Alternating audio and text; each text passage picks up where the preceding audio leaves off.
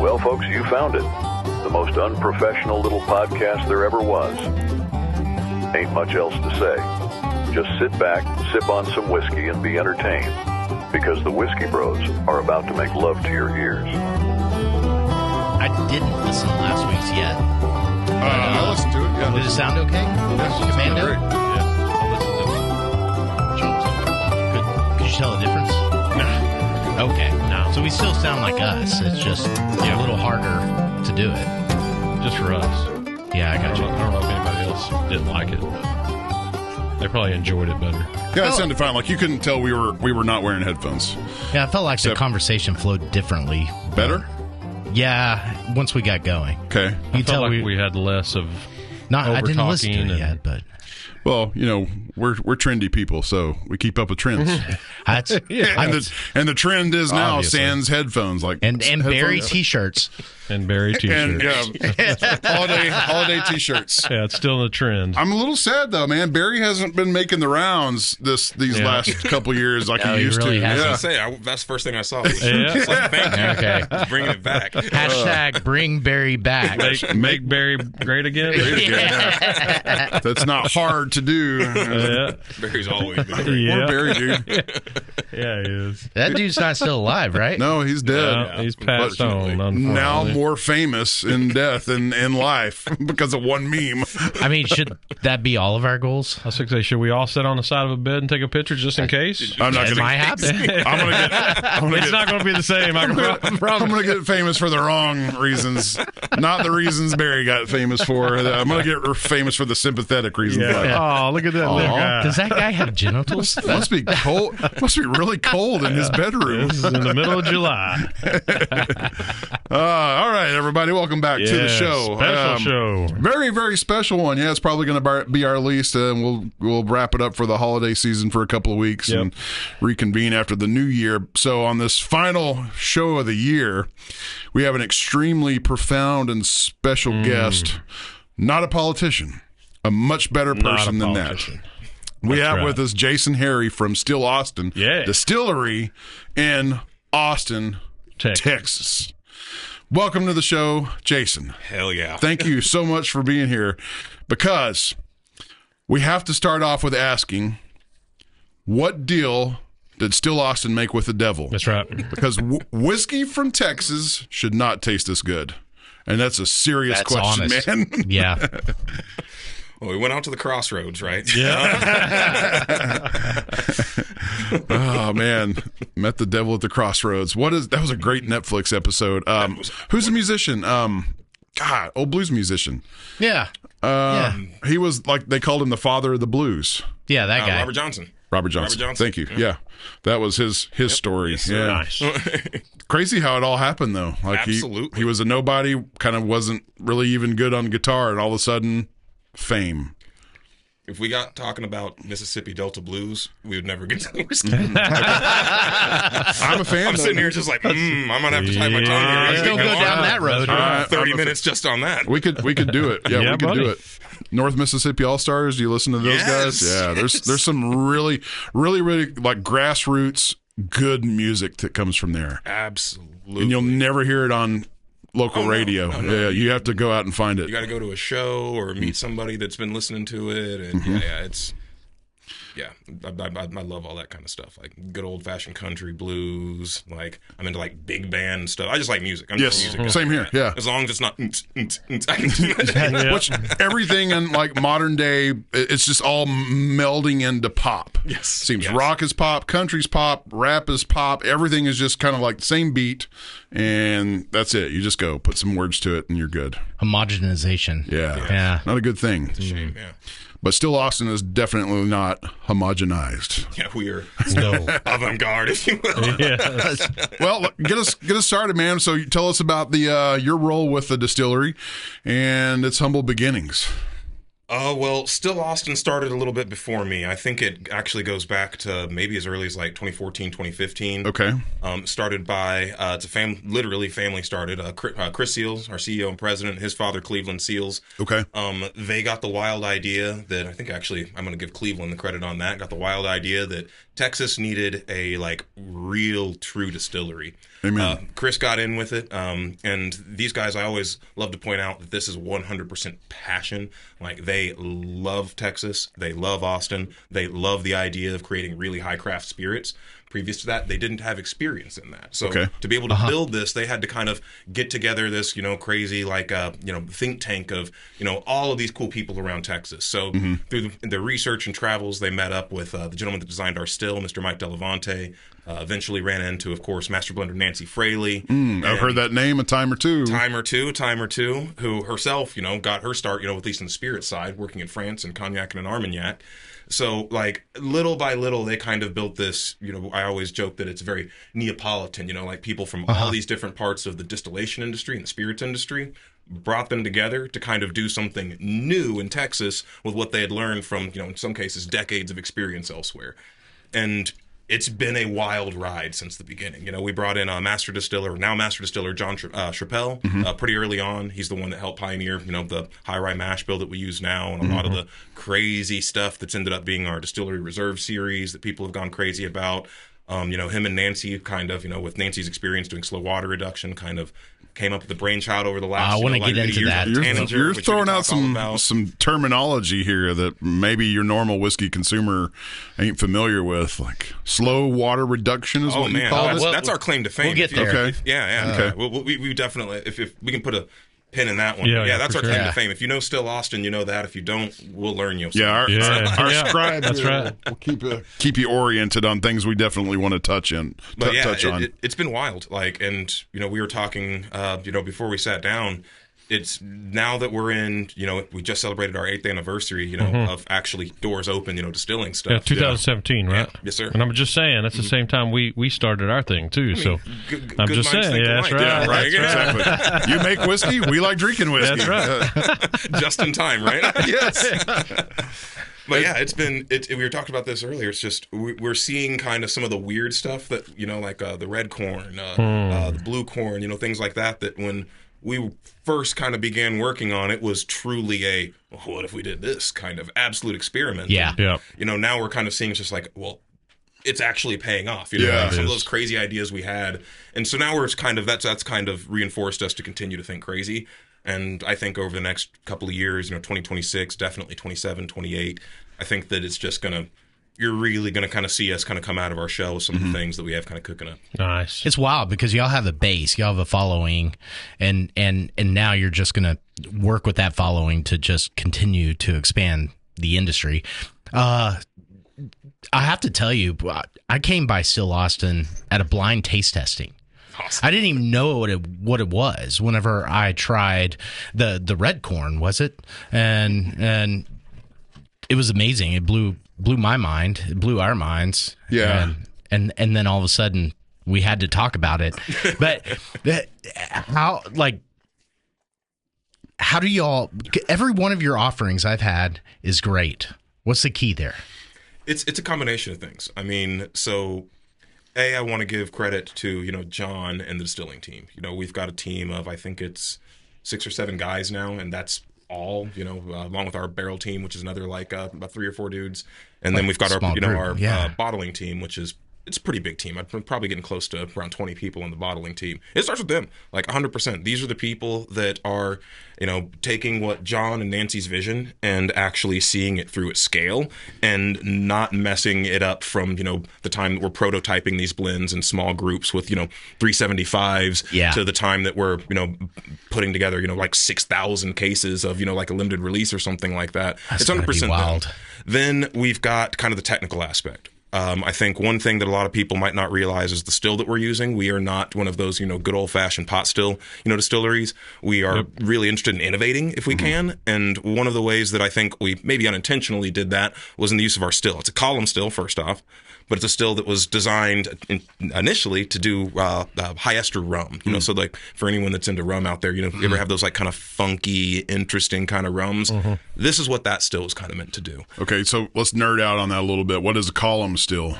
So I think when most people think of a still, then you close your eyes and picture one in your head. You think of like a copper pot. Yeah. Maybe there's a little tower coming off the top of it. Maybe a little condenser or a little tube coming off. Like what old grandpa's got tower back in the hills and hollers of old Kentucky. Yes. Yeah. And now those are what we typically would think of pot, or if it has a little like tube with some portholes on it, that would be a little column onto the side, or maybe like a hybrid still, or maybe it's even got a doubler. But I'm not going to go down that road. There's all kinds of little different things there. We're not doing any of that for our whiskey, unfortunately. I mean, some people really like that. For us, we wanted to do is get it to be as consistent and be able to make a lot of it if we can. Like production is really, really hard, for, startup whiskey distilleries. Particularly if you have to shut down production after every batch, that can be rough. So a continuous still or a column still kind of solves that. You can basically have a hopper that you just continually fill with mash, run that through the still, and the still will just keep going, separating your heads, hearts, and tails, all that fun stuff. Takes out the batching.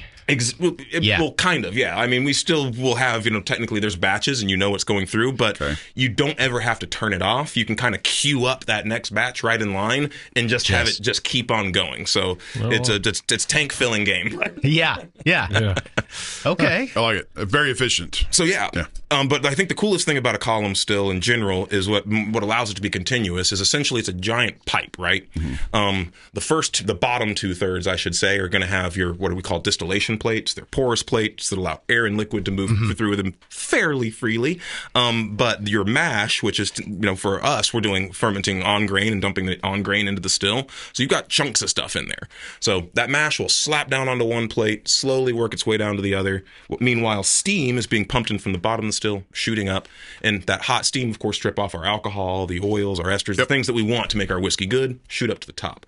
And at the very top, we have our rectifying plates. Typically, when you hear someone ask about how many plates does your still have, they don't really care about distillation plates. They care about those rectifying plates. That's where the spirit that as it travels up can slowly condense back into liquid, and you can then collect it from those plates. Gotcha. What makes ours still so interesting is that we're relying less on those plates and more on a series of condensers suspended above the still. It allows us to actually cut down on unwanted reflux, or when alcohol actually spills off those plates, falls back down, redistills, and all of that, and allows us to capture some of those volatile oils and esters. Once again, these are the things that give our whiskey texture, flavor. It allows us to capture those, condense them. I always joke about it. It's like the Thunderdome. Like everything that we want in our whiskey enters these condensers, and only one man can come out. That's our finished whiskey. It really allows us to get these really dense, rich, oily with the right kind of oil spirits. And I think that's really the big start, is that we start off with this really, really fantastic new make. While I'm not going to recommend anyone drink a bunch of stuff that's 160 proof, this stuff tastes great coming right off the still at like 140 to 160 proof. And then from there, it's, the barrel aging, the Texas heat does a lot for us. It does a lot for everyone in Texas. We're getting a lot of what we call cycles. It gets hot, cold pretty quickly. I mean, we probably had just a 25, almost 30 degree temperature variation today. It's probably going to be more as we get into the later of the week. Yeah, this past month's really messing with it. But, exactly. Well, it messes with the barrels too. Right. It's like leaving a water bottle in the backseat of the car during all this stuff. Poof up and shrink in. And so it interacts with them in a good way. Exactly. I've heard tell that like Texas, you can take aging time in Kentucky and cut it in half for stuff in Texas, and you still get the same sort of finish. I'm going to push back on that a little bit. Okay. You're going to get a lot of cycles. Like, Kentucky's got a much more temperate climate. Actually, I'm going to use Scotland in this example, because I think Scotland being so slow, it's really, really easy. Scotland does not have a big temperature variation. Right. And that's why, Scottish whiskeys can age well into their 30s and 40s and still develop a lot of interesting character without ever risking getting over oaked. Okay. You get to Kentucky, though, I think now that we're in, allocated season, you hear a lot of discussion about, bourbons and ryes, that once they get, above that, like 17, 18, 20 year, you have a lot of people saying, I kind of wish I had the 15. You know what I mean? We've got a prime example of that. For my bachelor party, we scored a bottle of Pappy 23. We all tried it. and we ended up selling what was left of the bottle because it was like it's 23 years old. It was like licking an oak tree. Like the bourbon sweetness is gone. It's a little bitter and really, really dry and oaky. I think we said the same thing. We like the 15-year better. 15, yeah. And that's common, and I would say with Kentucky, it's a little bit more temperature variation. It's a little bit hotter, a little warmer. Humidity fluctuates a little bit more, and that means that whiskey's going to get even more interaction from those temperature swings there. Down here in Texas, it's the Wild West, literally. These barrels are stressed out to the max. It's 9 months of, at least down where we are, it's 9 months of 90 plus degrees, and then 3 or 4 months of flipping a coin every morning to figure out if it's going to be 70 or 10. And so that really stresses out the barrels, and it's good because we're getting interaction, but the joke I always make is, you ever rush out of your house in the morning, you might forget your wallet, your phone, your keys. Our whiskey rushing through that aging process here in Texas, at least for our rick house and our little pocket of the hill country, like that rushing's not always best. So there is a caveat. So there's two things that I like to always talk about that happens, and one of the reasons why, if you don't mind us getting into slow water reduction, this is what really helps that. This is fantastic. So please. When whiskey's aging, you're trying to do a couple things. It's breaking down, some of the caramelized lignin, which gives you some of those vanillin notes. These are some of the compounds in the wood. Okay. It's bringing out tannins, and it's bringing out wood sugars and some of the sweeter aldehydes and stuff. And that's where all the barrel flavor that we think of is coming from. It's where our whiskey goes from tasting like light, corny cotton candy and stuff like that as a new make to actually developing that caramel, vanilla, those baking herbs and spices, all that kind of depth. That's coming from the barrel. Like I always joke, it's probably about 70% barrel we taste, and then everything else is the distillate. That's interesting because we talk about mash bill all the time. Like, what's the mash bill on this? and it turns out that probably has something to do with it. Absolutely, but and you can definitely tell the difference between weed or rye-based bourbon whiskey. I believe it. I always kind of joke when we first started doing tours. When I first started doing tours for Still Austin, I was very much, and I think a lot of bourbon drinkers are under the impression that little bit of malted barley you throw in isn't adding that much to the character. Oh boy, does it! Is that right? Is that right? Yeah. Absolutely. Okay. I've got a little one. We have a little experiment where we didn't add the 5% malted barley. It is a night and day from the two whiskeys with and without it. So, what is the characteristic that the barley brings? You ever have an unpeated single malt? It's that that structure. It's sweet, but it's just structure. Yeah, that's what the malt is bringing to bourbon. At least on my palate. That's what I can taste between our two. It's that malt just adds this really, really nice backbone. I don't want to say it's a specific note. It's just you can kind of like feel that malt on the tongue if you ever, you know what I mean? So it adds some like sustenance then. It's not adding weight. It's not adding. It's purely just this character, allowing the corn and in our case the rye to really work together, as opposed to ending up like the just kind of like flabby, sweet mess, like it's really, it was kind of shocking to me. Like that's something.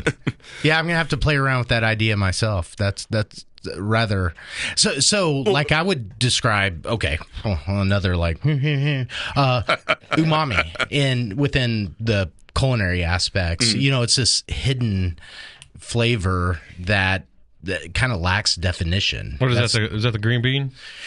Is that what you're saying? No, you're thinking edamame. What did you say? Edamame. Yeah. Umami. Kind of is the earthy, meaty, mushroomy. It's the fish sauce in the chili. Like when we have an aged New York strip, boom, umami is. Boom. It's like it's held together. The notes are held together. When I think umami, this is going to sound crazy, I think anything that has MSG. Like MSG is the ultimate umami note to me. You're spot on with that. Like our brisket rub is full of that then. I don't want to get off. Okay, so barley being the malt in the bill. Well, so it is bigger than that. Before I go too much about just the grain, like I want to get back to the barrel. And so the problem that we run into in Texas, I think, is because it's moving so fast. Yeah, it's breaking all this stuff down, but it's forgetting to kind of organize it. Okay. So tannins, I mean, when you use wine as kind of an example, you know how when you get a really big beefy Cabernet or something, you pop that cork and you let it kind of breathe for a little bit. Well, that breathing is to actually oxidize the tannins and break them down to make them a little softer, right? whiskey is pulling tannins from the barrel. So now we're not talking about as much like grape tannins or things like that. Now we're literally talking about those wood tannins. And if it's just sapping all this stuff out and then we're getting high amounts of evaporation because we have this crazy heat, it's not going to really have enough time, or in some cases even enough little oxygen in the spirit to oxidize those tannins. And on the flip side, if we're putting it at a really high barrel entry proof, which we started off and have slowly trickled that down, we also don't have enough water in there to break down some of those water-soluble sugars. And even at a lower barrel entry proof, whiskey's moving so fast, it doesn't have the time to do that. Putting whiskey in a barrel has become way more scientific than I ever thought about. The crazy part is it always has been, but the cool thing is if you know how to work with your terroir and like where you are in the country, you don't really have to worry about it as long as you're kind of working with the barrel and tasting things. And I think that's why some of like the oldest distilleries are so good at what they do, is because it's like grandma, you know, when she's like making the biscuits, she's like, oh, here's a handful of flour and, you know, just a pinch of sugar. It's just like, this is baking, you know, we have to act, I thought it's the same kind of thing. For us, we kind of do it both ways, you know, like we started off working by feel, and when that feel we kind of know what we like. Now we want to analyze it to see if we can make it repeatable. Okay. And that's what's cool about Nancy's slow water reduction. And this is something they've been using in France for hundreds of years. And so, you know, the experience that she spent over there. Cognac, right? Exactly. Yes, exactly. Cognac. So the idea there is, instead of just leaving the whiskey to its devices in the barrel, or in France, the brandy, we're going to use a little outside intervention, if you will. So for us, it's still Austin. After that whiskey's hit around 2.5 years of age, and it's not always, but let's say we're trying to make, the Musician or the bottled and bond bourbon or something like that. Typically, that's when we're going to pay the first visit to them, is 2.5 years. We'll taste them. If they're coming along swimmingly, everything's fine, we might just set them back. Maybe, hey, you know what? Maybe this becomes bottled and bond later on. Maybe we're not going to mess with it now, so on and so forth. But sometimes we're like, this is really good now. We kind of want to slow it down and kind of ease it into something that we can have it to be bottled. That's when slow water reduction comes in. You add a small amount of water. So a 53-gallon barrel is around 226 liters. We will add only about 6 liters of water at most to these barrels. And so drop in the bucket, but it's going to be a big difference in what it's going to do with the whiskey. It's not going to proof it down too much, maybe like 2 points at most. What it's really going to do is change the chemical composition of that whiskey. Right. The O in our H2O is going to help oxidize those tannins like we talked about. And it being water is going to help break down more of those water-soluble elements of the barrel. Yeah. Not only kind of slowing down the aging process a little bit, because once again, it is adding a very small amount of dilution, but it's also kind of giving the whiskey a advantage to kind of break some stuff down a little bit quicker than it would had it not seen that slow water reduction. Because that's basically the same thing as like if you see these guys that put like a little drop of water in their It's doing glass. A very, very similar thing. Yeah, it's doing, right? So they're exactly trying to kind of oxidize what you have in the glass, like introduce it's just like opening up your thing of wine, and it can kind of also break down some of those oils and help express some of those oils in the whiskey. We're trying to do that in the barrel and let it develop with that character, so that when you get it out, so like we have the cast strength over here, when you get that, yes, you still get that big barrel character because it's poured right out of the barrel, but you don't feel the need to throw it on a rock. If you do, it's going to have enough of those, those esters and all that kind of stuff that it's still going to develop with that. But it's not something that, in my opinion, you really need to do, because the whiskey is kind of mellowed at a rate. It might be accelerated, but we've kind of given them the tools to mellow at a rate that allows it to kind of be the best that it can be, even at a slightly higher proof, like a 116. Does that make sense? Yeah, it does. Yeah, it does. So you're basically, in dumb terms, you're mellowing it before it even gets to the glass. So yeah. But there's some aspect of this. It's like instead of rushing out of the house, you're leaving Post-it notes for yourself. So don't forget that wallet. So there's an element of this I want to really kind of hammer. Can you hold that thought? Because there's an element of this that I want to put in my glass and drink. This is a lot of talking without whiskey in my glass. Okay. Damn it, I'm thirsty. Yeah, so here, I'll make a symbol here, and boom, I'll remember it. Okay. So do we want to pour anything specific, or I think we're all out of bartenders. We're all out of red. We got plenty of Still options. Austin. Looks like we got a couple bottled and bonds. I got the cast strength, which is a favorite. I got some unlabeled barrel samples over here. Yeah, let's get to those samples a little later. All right. So where do you want to go, fellas? I got the Still Austin I-35 series. If you want to, I don't know. Is it time to go ahead and tell people what that is all about? So I can tell you a little bit about it. I unfortunately was not part of. Oh, there we go. Oh, you got it. Yeah, sorry. I unfortunately was not part of the group that picked this, but I love all the guys that picked this. So if I recall correctly, we had a group, actually a bourbon club, local DFW area, come down to Austin, and they were going to pick a bourbon barrel. So they tasted through 5 or 6 barrels, and they landed on this one. This was the favorite of the group. Our single barrel manager, Christian Wilhoff, really loved it as well. And then at some point, someone was like, I think it might have been Christian. It's like, hey, I know everyone likes bourbon, but have you tried our rye? Because at Still Austin, the rye is kind of our house favorite mash bill. Like, we got a bunch of bourbon nerds down there, but we're all kind of secretly sneaking rye. That's right. And so we were like, all right. They were like, yeah, let's give it a shot. And then they tasted through some ryes, and they found a rye they liked. And there was kind of like an either or. So they did a vote, and the rye guys beat out the bourbon bros. Okay. Nice. Thank you for that. Yeah. I mean, ryes are generally, once you understand bourbon, ryes are the next step. Right? Yeah. Oh, yeah. Let's do it. And so the funny part is that after that, everyone's like, but that barrel is really good. We would love to see it in Dallas. So through some wizardry, we were able to get this released. Here we go. As a here, we'll just pass it around. Yeah. I'll take the last one. We were able to get it released as a single barrel just for the I-35 corridor. Oh, wow. So you can only find it in this area of the country, which I think is really, really, really cool. On that note, are y'all Unless you're not distributed? in that area. Well, you got to get down here. You're missing out. You're missing out on the party anyway. Yeah, you got We got a running joke that if you pass the bottle to Doc, it may not come back. It might not come back over It there. literally just happened to our guest who brought the whiskey. He didn't even get his own whiskey back. Yeah, no. So on that note, are y'all distributed nationally now?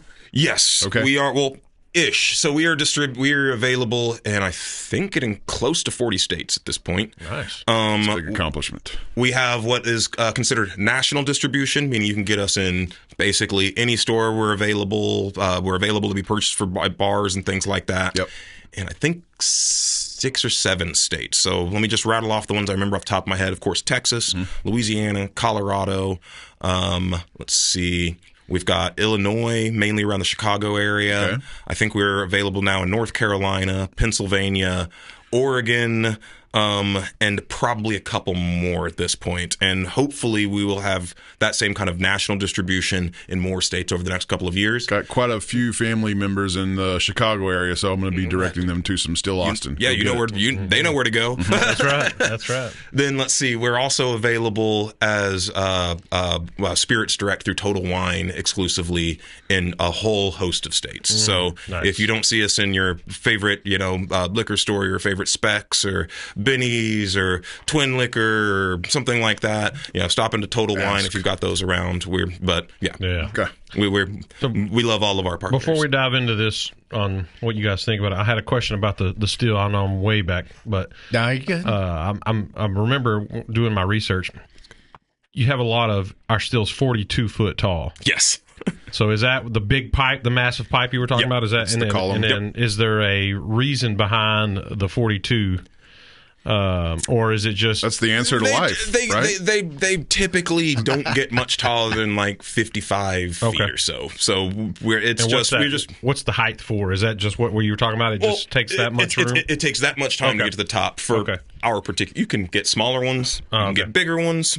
We just kind of want to just let people know what it is. It's 42 feet tall. It's 14-inch inner diameter. Weighs 3.5 tons. We named it Nancy, not after Nancy Fraley, after Allison Hayes' character in Attack 50-Foot Woman. Yeah. It's just nice. I read that. we just love throwing out information, just trivial stuff, because it's like, who knows? You might want to know. You might care. You missed your perfect chance to honor. I don't know if you're a literature nerd or not, but honor the Hitchhiker's Guide to the Galaxy. Oh yes, Douglas Adams. That was the answer to life. When you came back to the computer, the answer was Don't say it. You're going to kill the book for a lot of people. okay. Go read the book and you'll understand the joke. Yeah. I don't know when people ask why it's 42, how I'm going to answer that question. But this rye we're drinking, it's like a 122, isn't it? Yeah. And it doesn't drink like that. I think this is a bourbon, actually. Yeah, This is a bourbon. Is that the bourbon? Yep. Okay. Yeah, 122.6. Does it have some rye on the mash bill? Because I Absolutely. So I was going to say I get a lot of pepper on my lips, basically. like So some our spearmint. I think our main bourbon mash bill is 70% Texas grown white corn, 25% Texas grown Bracetto rye. It's a hybrid style rye. It's a little bit sweeter, a little bit softer. Then like the Italian varietals, which are really popular. Let's see, and then we've got 5% Wildfire English Pale Malt Barley, also grown in Texas. All three of those are actually grown by the same farmer up in the Sunray, Texas area. Where? Sunray, Texas. So y'all are Lubbock. quite literally damn near, I guess you would call it grain to glass, because you're working in the state, in your region. We have never put anything into a bottle that wasn't grown in Texas, and the only thing that we don't do is grow our grain and malt the grain. As somebody who was born and raised in agriculture, I appreciate that. That's Absolutely. fantastic. That's wonderful news. Yeah. So you mentioned a term earlier, your terroir or terroir. Yeah. Terroir. Yeah. Okay. So will you explain that concept, because y'all have really kind of made that a thing? Well, I think it's always so. It's what it is it's an old French thing. It's about a wine thing, really. So let's use for any wine nerds that are out there. You guys might be nerds. We enjoy wine, and we are nerds. Yeah. Grapes are very fickle, and grapes can actually take on a lot of the characteristics of the environment that they're in. A good vineyard is going to have it's going to stress those grapes out a little bit, because like stress and trial and tribulation gives character, and that's where the wine's going to get its character from the environment that it grew up in, just like how we get the character that we come from the environment that we grow up in. It makes I'm making spirits and wine sound like temperamental teenagers, but they are. It kind of is, yeah. So that terroir is about that. It's about the soil that it was in. It's about the weather patterns, the wind, the heat, the cold, the frost, the stuff that was growing around it can influence it. All of that can influence the character of your final wine, your final tequila, your final whiskey, your final scotch, so on and so forth. So I do believe, I think, in bourbon we always talk about, I'm going to use Kentucky in this example. It's just like, you can kind of taste a Kentucky bourbon. You kind of know when you're drinking something from Kentucky versus something that's been distilled in Indiana or Texas or Louisiana, so on and so forth. Well, I think that can be said for everywhere. That's kind of what I like to challenge people. It's just it's not just that. Yes, Kentucky is very, very, very distinct, but so is Utah, so is Washington State, so is Texas. And in Texas, I think it's even more interesting because we are massive. Right. The terroir, the character of the land that we have at our rick house down there near Lockhart, Texas, is completely different than what Garrison's got out there in High versus what Andalusia has in Blanco. And it's wild and wild and wild just how much different those places can be. And so we like to harp on that because I think that that's something that in whiskey, we get really, really caught up on details like mash bill, age statement, things like that. And we care where it's from, but I don't think we care where it's from for the right reasons. We should care where it's from for the same reasons that, those wine guys, the sommeliers and stuff care about where their wine's from. That's why you should care about our whiskey. It's not about... it's not about the quality from the area. It's about the character from the area. And being able to appreciate different characters, I think, is what what's going to make the bourbon world continue to grow. Yeah. Like, if everything tastes just like to appeal to the common man, it's just got to be good. Yeah. It's in the end, it's just got to be good. But good is a wide spectrum. Yeah, you know what I mean? Like, what's good to me, it could be terrible to you. Exactly. Yeah. Exactly. Like, there are some of us that don't mind drinking, the $11 bottle of corn whiskey on the bottom shelf, and there are some of us that would never be seen with something in that $22 price. I was going to say we all know the brand. It's $17 now, sir. It used to be $11, and everybody's like, "Whoa, this is pretty good." Now it's $20 a bottle. 17. Yeah. You still get it. So It's terrible. Bring the price down. It's terrible. Get it out.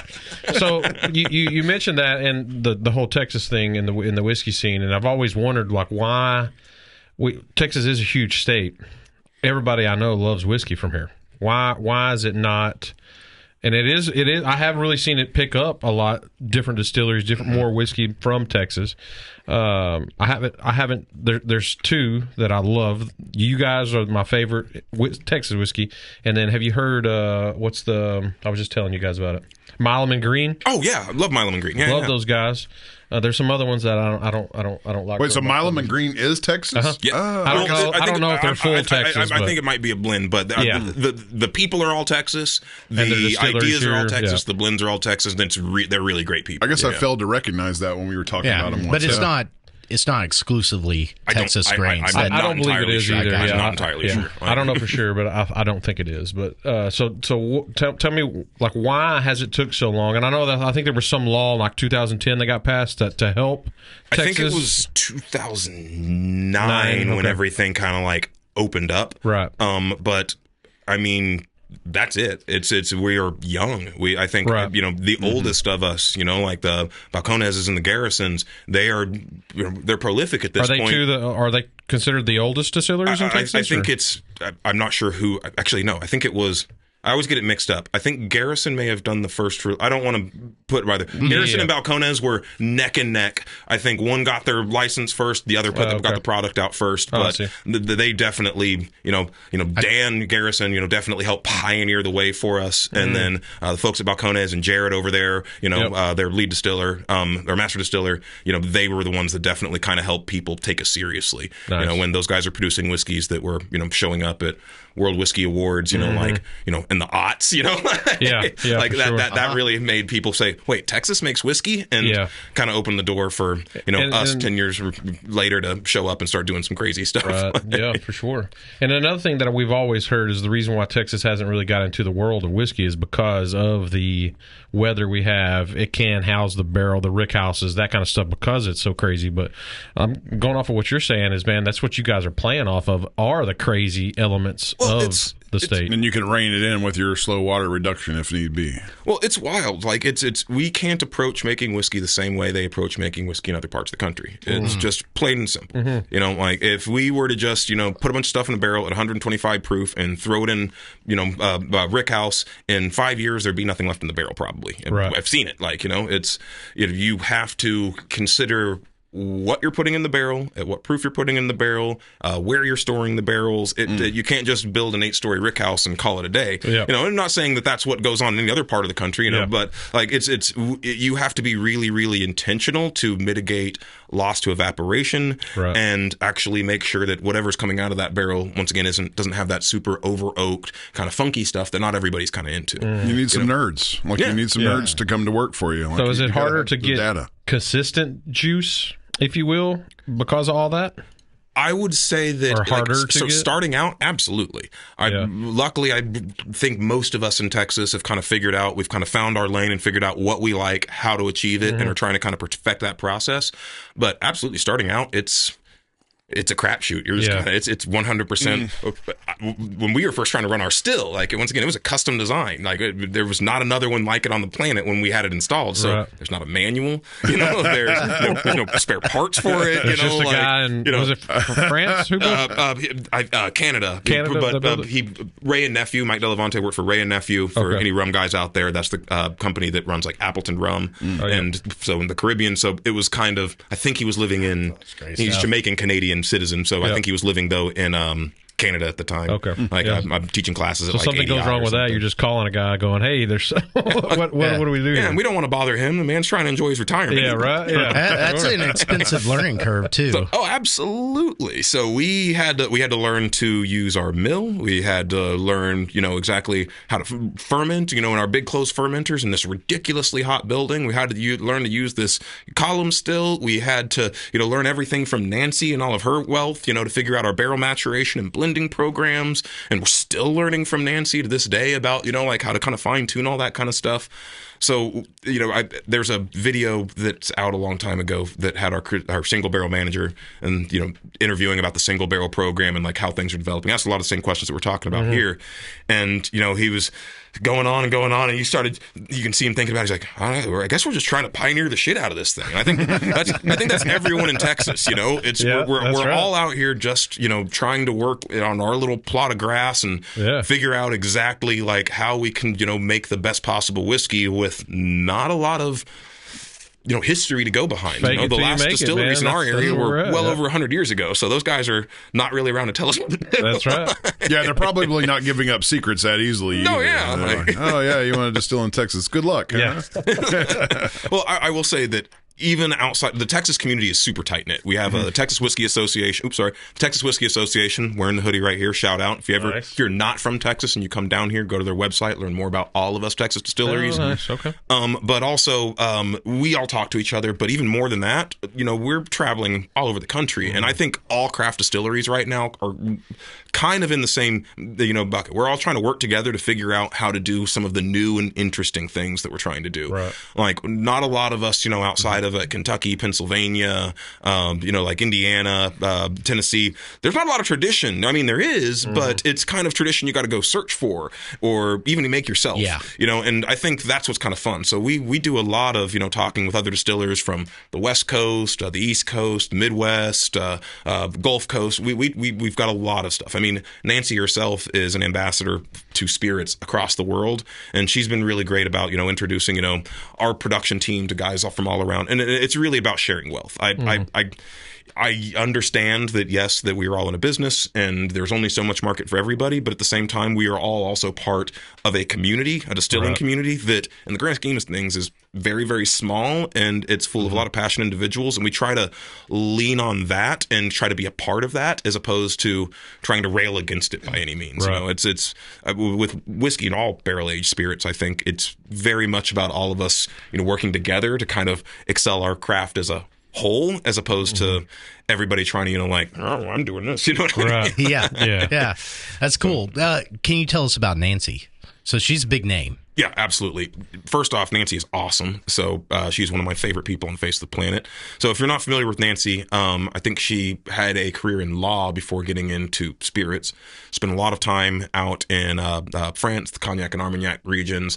I'm unsure of exactly how it started with her, but I know that she was spending a lot of time out there and she enjoys those things. And from my understanding, she just was tasting around, meeting people, kind of discovered she had this really, really great nose and really, really great palate. People started noticing about her, and she would kind of just step in to kind of help, where she could, and it was kind of the same way that, a lot of guys now are getting into the whiskey industry. You hang out at a distillery for a little bit, you get to know one of the distillers, a spot opens up, as a beer cook or something like that. Next thing you know, you're a distiller, like I once again, it's Nancy's story to tell, not mine, but I think from what I've heard from her and others, I think that's kind of how it started. But Nancy gained a reputation over there. She's part of a group of, I think, 12 individuals that, or has been part of a group of 12 individuals that is able to taste through many of the different chateaus over there in Cognac and Armagnac and kind of, rank and assess them and, talk about how these blends can develop over time. Nancy has taken her expertise to many other distilleries here in the United States, using a lot of her European methods to kind of help raise other brands, including our own. We were really lucky to bring her on very early on as our master blender. So while she does work with other people, she is absolutely still 100% leading our blending and maturation program 100% of the time, 24 hours a day, 7 days a week, which is really, really cool. So watching...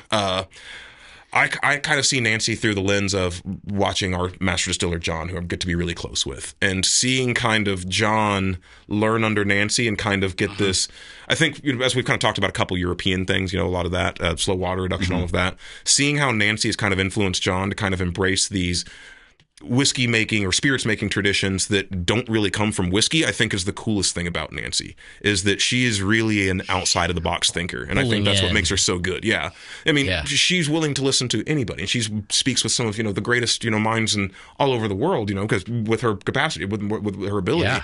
So she doesn't just write everybody off because she's got this incredible nose. She's willing to learn from the people around her and put that together and take that around other places like Still Austin, some of the other places that she works with, and help elevate us all. And I think that's what makes Nancy really cool, is Nancy is open to everything and is willing to try new things to try to achieve better quality and better consistency. Nice. And she's brilliant. I don't think I think that's the most interesting thing about her, is that she can, meet you in the morning, sniff your hair, and tell you what you had for breakfast or the day before.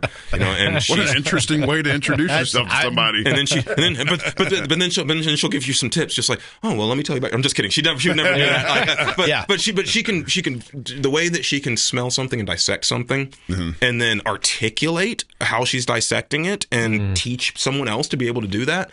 that's the most amazing thing about her, is she's a wealth of knowledge, and knowledge flows from her freely, which is something that's really, really cool to see. So that explains why Nancy picks are so hard to get. It's funny too, when we first started doing those things sat around all month long. We would have to take them off the shelf after a month so we could stick them back on. Not so much now? Now they sell it in the first couple of days. Yeah. So it's really, really funny. And that's distillery only, right? That is distillery. Yeah. How does barrel picking work? Can just regular old civilians walk in and say, I want to buy a whole barrel, and you bottle it and I share it? I know we can't sell it, obviously, but can we buy the barrel, you bottle it, and I just share it with all my homies? No, unfortunately. Since we're in the state of Texas, we have that whole 3-tier system. So if anyone out there is interested in single barrels, we do have a robust single barrel program. You can choose from rye or bourbon, and reach out to us. We would be happy to get you squared away. If you guys want to do a barrel pick for yourselves too, we can talk about that. Our single barrel manager, Christian Wilhoft, is awesome. Okay. The way that he organizes barrel picks is really cool. It's typically you are tasting blind. You say, do you want bourbon or do you want rye? Mm-hmm. We'll pick bourbon or rye, but then we won't tell you proof, age statement, any of that. That's kind of genius. Yes. Because as soon as you mention any of those details, you're going to get biased. Exactly. You're going to get biased, yeah. And it's funny. Like, we'll get a lot of guys in there that are, I only want high proof. I only want the oldest barrel. And then they pick the lowest proof, youngest barrel because it's the one that tastes the best. You know what I mean? And it's, I think doing that, I think what makes Christians doing that so good is that you're getting, like, bourbon clubs around nowadays. It's not like, I think we joke about, just some consumers coming in. People have really good palates, especially guys that sit around drinking some of the great whiskeys all the, each weekend, doing these bottle shares. You have a pretty wide breadth of experience at some point, and you might not even know how good of a palate you have. And so when we do these barrel picks, it's kind of funny seeing people come in and they'll be pulling notes and stuff, and we might be sitting in the back of the room like, this guy's got it.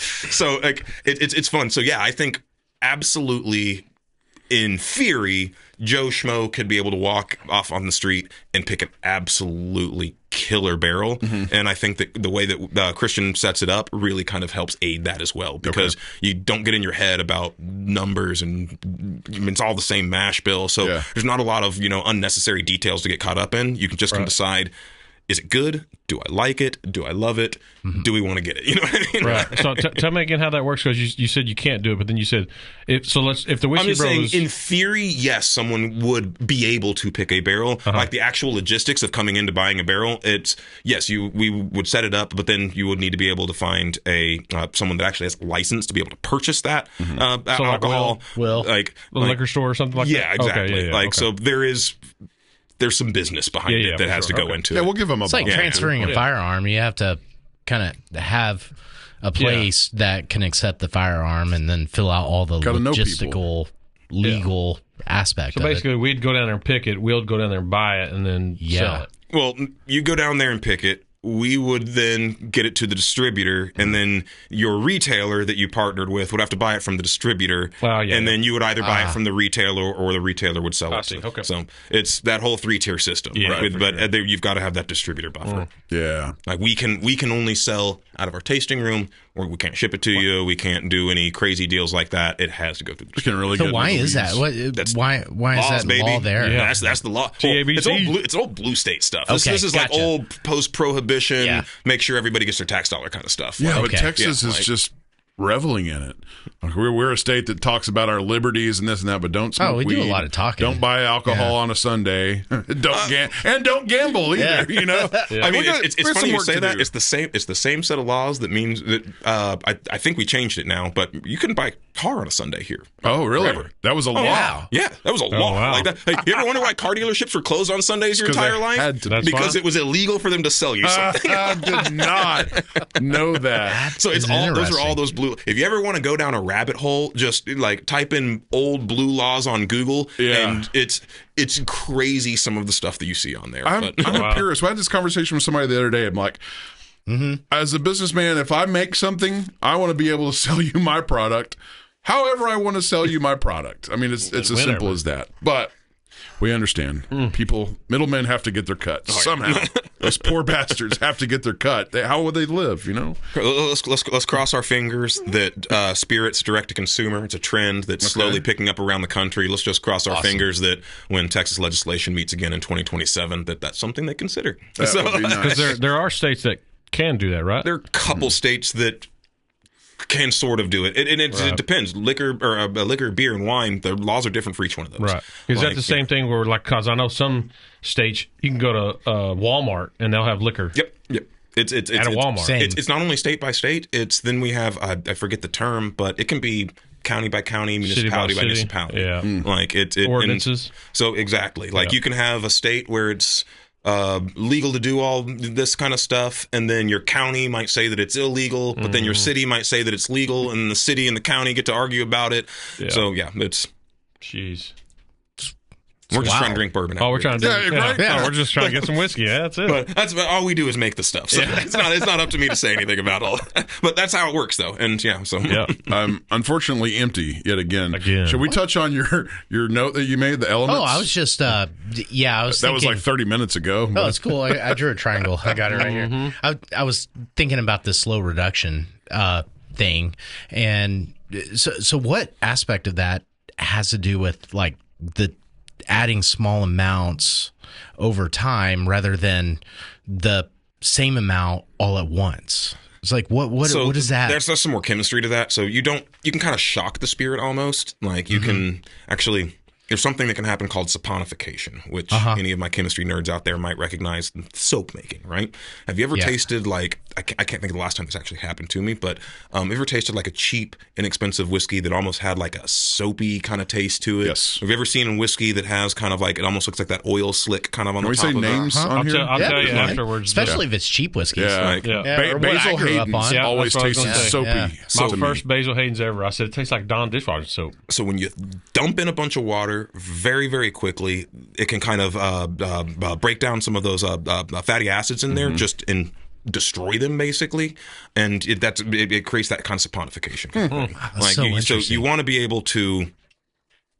You want everything to oxidize and relax and mellow out easily. You don't want to just kind of throw a chemistry bomb in there. Yeah. Like I always joke, if you ever, I am a nerd, so I am the guy that has watched these. But like guys like that'll like put like alcohol on a bacteria culture, and it looks like a nuclear bomb went off. It's just like whoosh. We don't want to do that. Right. Like, we want to. That's another thing to doing it in the barrel too. Is that it allows the barrel to kind of replenish and kind of mellow out that little bit of water at a time. So we're not shocking the whiskey. We want it to be like you said, just slow, easy going. Easy. You know, whiskey is something that takes a lot of time, and we're already speeding enough by being in Texas. So if we can kind of let it relax a little bit, that's what slow water reduction is about. That brings me to another question. Okay, so after the creation of the mash, and then you distill it, at what point?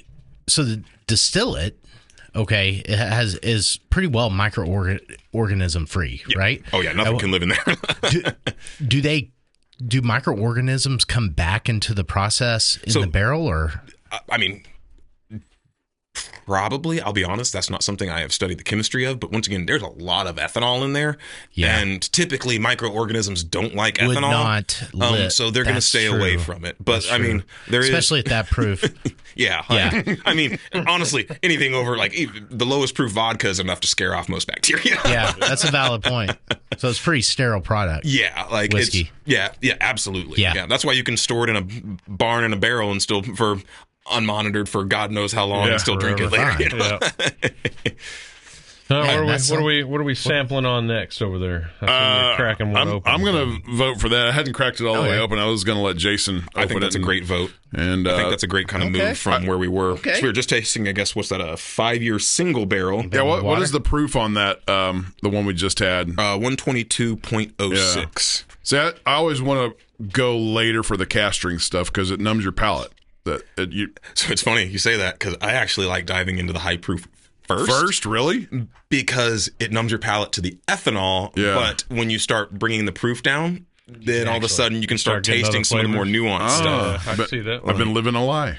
Well, I mean, that's a personal thing. I don't think that's the view of Still Austin. That's my view. I don't think we've really put that to the test. No, we haven't. We should now. Yeah. That's what we're doing right to. now. Yeah, Yeah, that's true. I do we like started this. with the highest proof thing on the table. Yeah. Now we're dropping down to 100 proof with the bottle and bond. We are going up in 2 years though. So we had 5 years on the single barrel. Now we're up to a little over 7 years. Okay. Nice. I do like this guy. He's learning. You see, he poured himself some before he gave it to Doc. I listen to instructions. All right. The colorization on these is just fantastic, like a deep, rich amber caramel color. It's beautiful. So this is also a fun one talking about slow water reduction because this sees a different process than like the musician would see. Mm-hmm. This aged for almost 4 years before it got its first slow water reduction, and it saw it once, and for this particular release. And then not again for years before we started getting up to the bottled and bond. Tell people what this was. I don't remember. This is the Still Austin Bottled and Bond. It is their straight bourbon whiskey, and it's 7 years old. Nice. Right at 100 proof, as any bottled and bond should be. I don't know if that's focusing or not. I can see it. Yeah, it is. Yep. Still not focusing. Come on, man. Yeah, It your looked like head, it was for a second. because it's a beautiful label. And we've got to talk about your labeling art too. Oh, yes. It's part of it, right? So all the labels we have out now, we'll just talk about it now. I think it's fun too. Like, all by a gentleman by the name of Mark Burkhart. He's a local artist. He lives in Austin, but he's You mean there's artists in Austin? Yeah, shocker, right? Really shocked us. But he's actually like a real honest to God like artist, like not just like it's kind of crazy. He's got work in museums all around the country, maybe even the world. I think at this point, the bottled and bond artwork on the like the blue corn, the red corn stuff that we have here. Yeah. He actually won an award for them. These were hanging in a museum, and I think that's funny because that bottled and bond straight bourbon. I'm pretty sure the title of that is bottled and bond straight bourbon. Yeah. Oh, wow. Which I thought was really, really fun. So, but he's wonderful. So the main artwork on like our core labels, each one is an avatar of kind of like a woman to be an avatar for the spirit in the bottle. So we've got like the musician bourbon. The woman on there is the musician. She's playing like her little hair guitar. The same on the cast. Yeah. Right? That's the musician right there. Yeah. Yeah, right there. Then on the rye whiskey, we have the artist, a little bit more on the nose with her because she's got flaming hair for kind of the spiciness of the rye. She's painting on an easel with her little palette. The gin we call the naturalist gin. It's a woman sitting under a tree with like all the herbs and botanicals that go in the gin and their natural state behind her. I just had that one. No. Okay. We're classy I still. you Austin. said naturalist, so Yeah, here we are. Yeah, I just pulled it up on your website. Did not know y'all had a gin. The gin is spectacular. We have as a recently- whiskey drinker that literally owned a shirt that said "I hate gin" in block letters. Wonderful. We have really come to appreciate gin. Like, it is a complex spirit. And it's a lot of variation. No Yeah. gin is going to taste the same. Like you can always find at least one gin that you'll like. I just like sipping on it. The same You know, way, yeah. just pour it like a neat whiskey. Pour rock, maybe throw a little lime on there too, and just like drink it neat. Like, Really, really started appreciating gin. And then I just seen I don't remember if it was a special release or what it was, but it was a bottle that had a Longhorn on it. we've done the one that just came out is going to be coming out. I think it goes on sale Monday. So when this comes out, it'll have gone on sale the day before. I think it's my favorite picture of that. I mean, it looked awesome. Just, Yeah, I'm really excited about that one. So that's a white port finished rye. that's right. Yep, that's exactly right. White port finished rye. So what's white port? Or white port. Port. Like Like port Yeah, wine. port wine. So it's a white. It's a white version of it. Yeah. Okay. Here, right here. Here's the Yeah, there it is. label. Yeah, but look at that. That's freaking awesome looking. I got to put ad blocker on. I mean, if that doesn't say Texas right there, there ain't nothing that Local will. Austin photographer as well. Even all of our artwork is always from Texas. So even the weirdest artwork we've done is from a Texas artist. I'll be damned. Yeah, I really. So speaking of the artwork, like it's mighty fun because you have, if people don't know your product, you've got to catch their eye on the shelf somehow, and y'all really have done a great job standing out in that regard. So guilty admission here, my first experience with Still Austin was a recommendation from our local liquor store here in town called Al's, and I went in. I said, "Hey man, it's Christmas time. This is last year. I need to give Matt, the owner of Trinity Street, something he's never had before. What do you got?" And he was like, "Oh, I don't know. Check this out. We just got it in. It's this Still Austin Blue Corn." I'm like, "I've never heard of them. Sounds interesting." He goes, "I've heard this all the bee's knees. Everybody likes it, blah, blah, blah." I said, "Okay, I'll try it." So I bought it, gave it to Matt. He had never heard of it or tried it. And he's like, okay, this is great. Thank you. And I checked in with him a couple of weeks later. He's like, that's the most amazing whiskey I've ever had in my life. And then shortly thereafter, the red corn dropped. Yeah. We went to Trinity and had, he's like, well, if you like the blue corn, we said, we never had it because you didn't give us any. So try the red corn. We tried the red corn. Immediately was like, I'm calling my liquor store guy. I'm like, do you have a bottle of this? He goes, yeah, I have 2. Here's the price. I'm like, I'm coming to get it right now. Yep. So red corn was my official introduction to Still Austin products. And after having that, I'm like, I shouldn't have given away the blue corn bottle. I made a really bad mistake. Should have got him something else and kept that for myself. But after that, we've really just jumped into the Still Austin product line, and everything's fucking good. Everything is amazing. Thank you. But my favorite, and I think I'm biased because it was my gateway, the red corn. I mean, the red corn is starting on a pretty high note. It's hard not to. Yeah, really is. Yeah, that one was fun for me. I just really, really liked that. That was the first kind of interesting grain, I guess, that we did that you could get almost anywhere. Like it's been really, really fun. And seeing last year getting it, the Whiskey Advocate, what was it, number 7 best whiskey in the world? That was shocking to us. I remember I'm a Whiskey Advocate reader, so I'm the guy that like looks up the whiskey news every morning. Yeah, it's like hearing your song on the radio. Almost like, we're here, we're in it, we did it. I scroll down, I'm scrolling through, reading some scotch, this, that, this, and all of a sudden it's just like, I know that one. Wow. So same. The red corn is my favorite. And then the blue corn was my first bottle of I ever had out of Still Austin. But so is that the only difference? And don't share nothing if you can't. But is that the only difference between those two? Is blue corn and red corn? The mash bills are a little bit different proportion wise. So they both actually do have white corn in them as well. So the red corn is 36% Jimmy red corn, 34% white corn, 25% rye, 5 barley. So it's that same 70 corn, 25 rye, 5 barley that are normal, except we kind of split almost half Jimmy red versus white corn. The blue corn is weird. The blue corn is, you hear like barely legal rye where it's like 51, 53% rye and then the rest is a bunch of corn to sweeten it up. This is a barely legal bourbon. It's only 51% corn. It's 26% blue corn, 25% white corn, 44% rye, 5% barley. Interesting. So it's a rowdy boy. Yeah. The mash bill style. Like, I think there's maybe only 1 or 2 products that are bourbon that have more rye on the market. Wow. Red corn's in the barrel for 6 years. How long is the blue corn? 6 years as well. 6 years on both. Okay, cool. We ran these almost back to back when we made these batches, which was kind of funny. So I think we're going to have enough to get older next year. Okay. So I think, don't quote me on this, but I do believe there's going to be enough to see 7-year red and blue corn. Summer and do not winter pass respectively up next year. No. either one of them. No, actually pass up. Don't buy it, people. I'm sorry, but I want it. I want it. Because it's gone. As soon as it hits the shelf, it's gone. Yeah. Basically, yeah. It is planned to be a continued biannual release, I guess. Blue corn half a year, and then the red corn the next half. Okay. Absolutely. Red corn is always going to be summer. Blue corn is always going to be winter. Yep. What just dropped at the distillery where there was people waiting in line for over 2 days? That was the Tanager cigar blend. Okay, we've been hearing all about Tanager this. cigar blend. Yes. In fact, our Tanager? local Tanager. Yeah. Tanager. Okay, so I know a guy. that won't shut up. We about just it. had some last night. we did. And may I say, one of the coolest bottles I think I've ever seen. They put almost a year of work and research into freaking doing that. Lid or cork, whatever you call this thing on that bottle, I didn't even realize what was on top, which I don't want to tell. I don't want to. Yeah, it is. It's a genuinely beautiful. It's an amazing bottle. display. I was like, I couldn't believe it.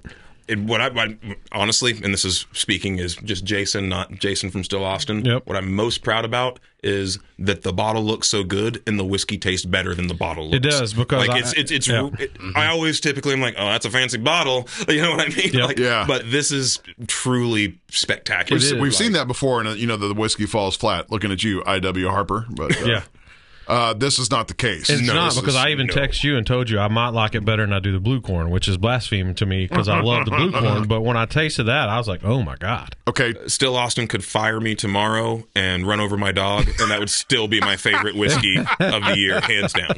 Like, So and we've had, and so our local cigar lounge here that we love, the Chief, we've had this conversation of the whole cigar blend thing. Tell us about it. Go into that. Is that just what you guys are telling us? It goes great with a cigar. Is there something that goes into that you pick? This is a cigar blend, and go into the whole nerd out on us on cigar well, that's the blend. thing. There's really not too much to nerd on about just like what is a cigar blend, because all a cigar blend is something that is meant to pair with a cigar. Okay. There is even to my knowledge, it's the French that kind of coined the term cigar blend with cognac, like Frappin, which is one of the chateaus that Nancy worked with.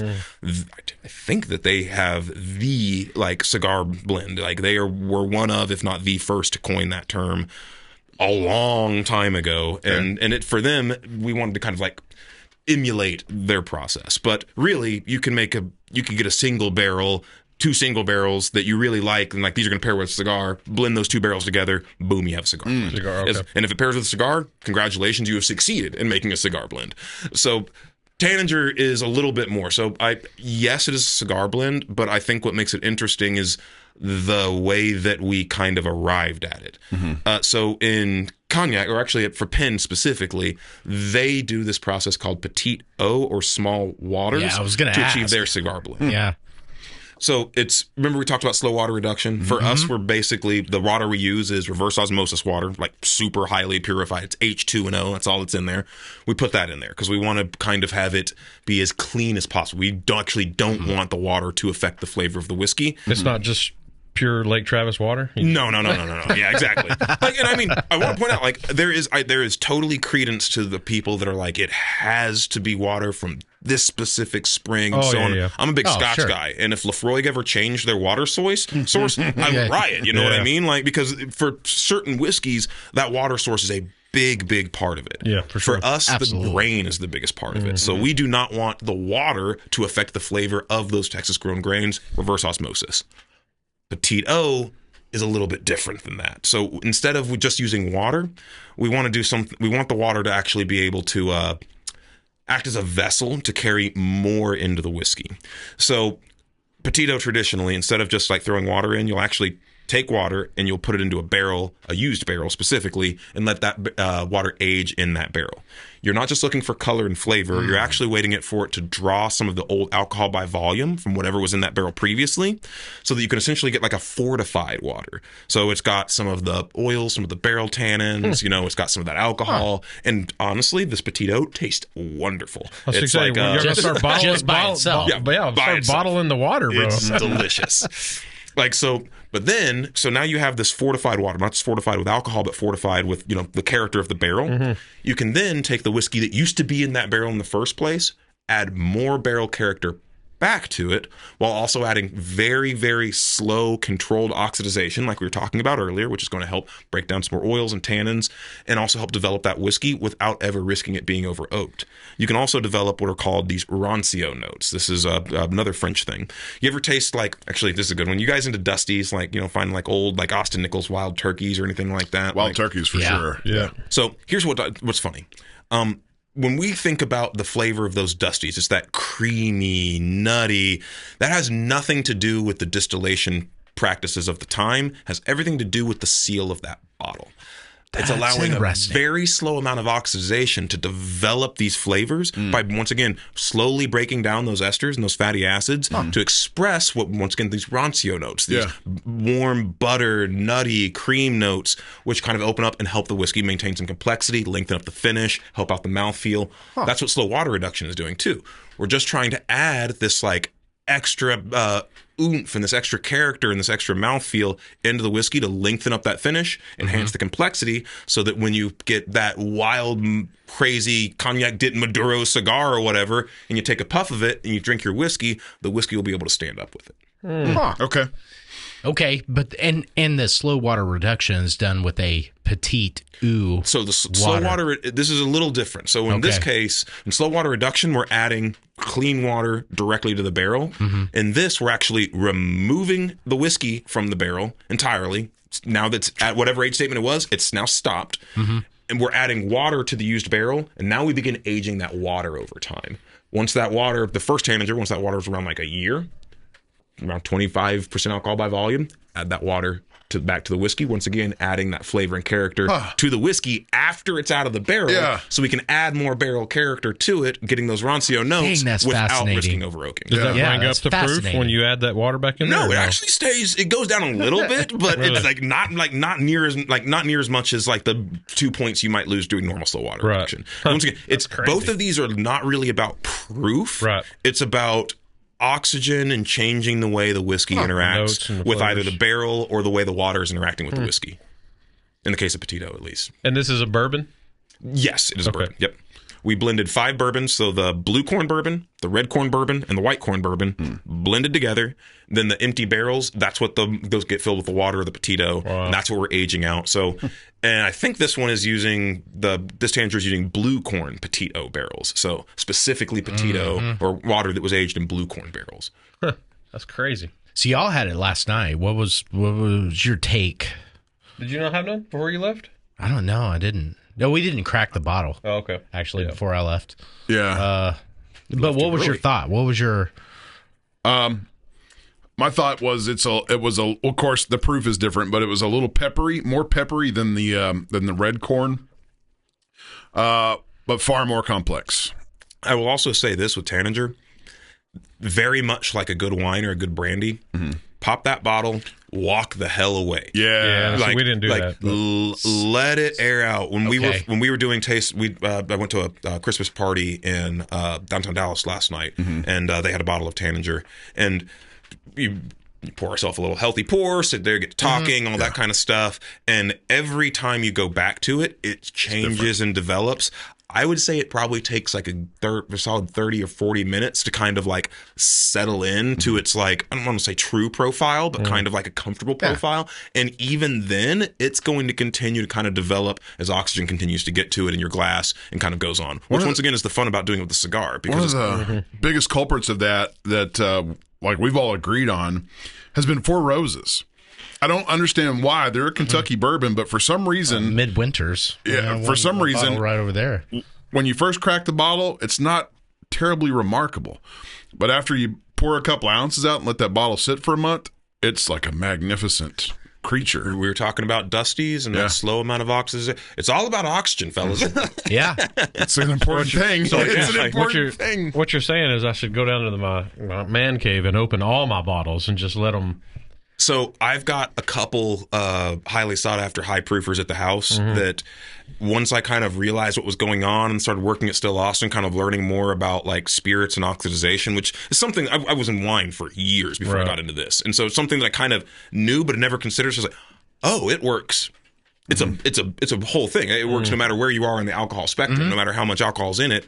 There's something in there, well, maybe not with vodka, but there's something in there that can be affected by oxygen. That's when I kind of like ticked to me. And man, I've got a few of those like, 126 to 130 proofers from random places. Just like I absolutely went in there and started cracking bottles, and it's amazing. Like if you ever have one that that neck pour is going to be bad, crack it, just go cook a burger or something, make your dinner, come back, and then have that first pour. Well, I'm not saying this is bad, but after this, we just cracked this bottle, and it's already changed so much just sitting here warming up in my hand. Absolutely. Yeah. Just in, 10 minutes, And so this one, for us, I know that anything that once it gets to that 5-4 year part, it becomes a journey. Like these things it's going to be, by the time you guys get to the bottom of that bottle, it'll be entirely different than it was when we first opened it. Like, and it'll change daily almost, like not drastically, but you're going to notice something new. Maybe, like this like green pepper note kind of mellowed into tobacco. Maybe this, vanilla note has kind of matured into like creme brulee. Like it's really, really fun. Like, creme brulee is that's cool. I'm gonna keep that in mind. Adjective for that. I was getting like that really rich, creamy mouthful on the back end of it. Yeah. After it warmed up and opened up a little bit. So this is my favorite thing that we make bourbon wise right now is that bottled in bond, and it's now I can't even get it in town. This was my last bottle, so I'm happy to share it with you guys. Man. But it's one that I keep. when I first had it, I think it's one of the more underrated, one of our bottle and bond lineups too, because it's like, oh, it's the cask strength mash bill, but it's 7 years versus like the 3.5 that we get in our, well, not the single barrel, but the normal cask strength. It's very, very, very different and has a lot of complexity that it takes a little bit of time to unlock. On the rocks, I think is where that one really shines too. Like throw a big rock in that bad boy, let it sit for half a second, get a little dilution, and then go after it. Okay. Really enjoyable. That's not pour. blasphemy. Yeah. Oh no. Okay. Like, I believe that if someone starts telling you how to drink your whiskey, that sounds dangerously close to telling you how to have fun. Yeah. That's a no-go, baby. Yeah. Now, what if they showed up and said, I want to pour your Still Austin bottled and bond or your Still Austin Tanager in my Diet Coke? Go for it. Okay. Like, seriously. Yeah. Like, who am I to tell you how to have fun, man? Yeah. Like we Good made point. it to enjoy. Like Yeah, we that's did right. not. So we are nerds. We are not snobs at Still Austin. Okay. We are about having as much fun as you can. We're having as much fun as we can, and we want you to do the same thing. Yeah. If the only way you want to drink your whiskey is a half an ounce and 10 ounces of Diet Coke, sure, for it, as long as you're enjoying it and recommending it to your friends. Right, exactly. Yeah, As long go as you're for telling it. You know? everybody it's Like- great. That's the way to do it, right? Like you can pay millions for advertisements and placements on everything, but word of mouth is still king. Yeah, and good is good, you know. Like me personally, like I'm a bit of a purist. I like neat on the rocks, maybe like a classic cocktail. But I've got plenty of friends that if I bring over a bottle of Still Austin, they're like, can I make a 7 and 7 with that? I'm like, hell yeah, you can, buddy. Knock yourself out. I can't do that. If I brought a bottle of that red corn and somebody wanted to mix a Coke, Well, I don't with bring it, my bottle of red corn to those well, parties. there you go. Yeah, I couldn't allow him to do it. Yeah. I've only had that happen once. That was my father-in-law, God rest his soul. But I'm just now coming to the sad realization that the O's part of the French word is water. Yeah. It's Never knew small, that. petite, Yeah. small Like waters. Papa Do's, Papa's Waters. Makes sense now. Wow. I've never even realized that. I'll be That's damned. something. We learned something today. Okay. So I have a branding question. Is there so whenever I see that the bird, the sparrow, or scissortail or whatever, I automatically that's a tanager. That's a tanager. It's a summer tanager. Okay. So, no like- relation to Hunger Games. Go to No. Yeah. Okay. Go to So the like screen so they can see what we're the talking summer about. tanager Yeah. is a red tanager, as a red bird. Huh. It's one of the very few, maybe only all red bird in North America. Okay. It has like a yellow beak. Literally, its toes are red and everything from there. It migrates from the southern United States, literally where we are now, down to South America and back. And the reason why we use it, going back to the artwork, like on the musician, you'll see there, you see it on the opposite side, on the artist, on the naturalist gin, it's up there too. Well, it all kind of wraps back to the musician, the bourbon label. You'll notice the woman there, the musician, I like to think of her as Nancy, not Nancy Fraley, but as Nancy our still. And since our still produces all of our spirit, I like to think of it as singing a beautiful song.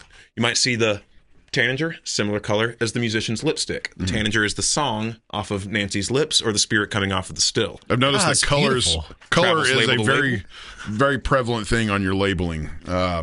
Big, bold, very rich colors. Like color plays a major part in your labels. Well, it's about the art, and it's and once again going back to like the whole song idea. We want it's a big, beautiful symphony. Travels place to place, ear to ear. We want everyone. We kind of want our whiskey to have that kind of characteristic to it. Yeah. It's this kind of cool tune that you kind of can't help but bob your head along to. Like it's kind of like me, listening to like, I don't know, like a Taylor Swift song. I catch myself like bobbing my head and I'm like, darn it. What are you doing? She got to me. You know what I mean? Yeah. We're hoping it's that. It's this kind of like infectious thing that, it's just like, It's like loving the mellow corn. Exactly. it's like, I don't know why, but I do. and I think that's kind of the whole thing is we in Austin, we're a bunch of scientists and artists and musicians, and we want our spirit to kind of harken back to that because those are the things that we value. Music, art, the science behind making the whiskey, it's all one and the same to us. Like, and we just kind of want the labels, the artwork, and the juice to kind of all reflect that. Most important thing, the juice. Yeah, exactly. Yes. Yeah. And this is once a year release, is that? Once a year, comes out in the winter. The last two have been December, so I look out for it next December, I guess. Yeah. As well. Line now. Yeah. Yeah, get in line now. Befriend your local liquor store owner. This is definitely like our kind of most premium product to date right now. Like, this is kind of the one for us. Right. And Yep. it's definitely our most hands-on thing. I mean, this is each tanager that we do each release is an entire year in the making. Like from isolating the barrels, if some of them need slow water reduction, coming in and tasting through literally hundreds of barrels to isolate the final blend for it. It is a whole thing. Our product team, like the guys that actually are, helping design and get these boxes printed, that is a whole deal. So it really is kind of like the culmination of all the things we do, from each of the bourbons going into it, when all the work that goes into the blue, the red, and the white corn, to all the work that goes into curating the barrels for the Petit O project, to the final blend, to the bottle. It really is there to kind of show off. This is we've been working for 8 years. I think we figured it out. This is kind of the culmination of all those things. Man. Yeah, and that bottle's kind of like like the old Fitzgerald bottle. Once you drink the product, you keep the bottle and make it an infinity bottle or decanter or something. We've got a guy down in Austin that makes lamps out of whiskey bottles. Okay. And he's been making some really cool ones with the last year's Tanager. I can't wait to see these ones. Man, that's cool. It's got a nest on it too. Yeah, Is that that's eggs the on top top? house on nest. And it's changed year after year. So I don't last think year they've it was showed just it 3 yet. eggs. Yeah, there it is. You have the Well, you picture can't at see top. the eggs. See the eggs, yep. It's in the picture, 3 eggs. Right here. Yeah. So on the top of it is that. So the first year it was just like you see in the picture, just 3 eggs. This year, one of the eggs has a crack in it, and who knows? Maybe it's just going to continue to develop year after year. And that's pretty cool. So for those of you who have both, do a quick comb over the box and the bottle. You might see some things. Yeah, don't throw it away. Yeah. So what's the nice purpose little of the Easter egg. story in and around the artwork with the whiskey? It's actually So once again, the helping Tanager is you. that song, kind of traveling place to place, just like the bird migrates place to place, hopefully catching on ear to ear. It's all just hearkening back to that. Like the Tanager is a really beautiful songbird.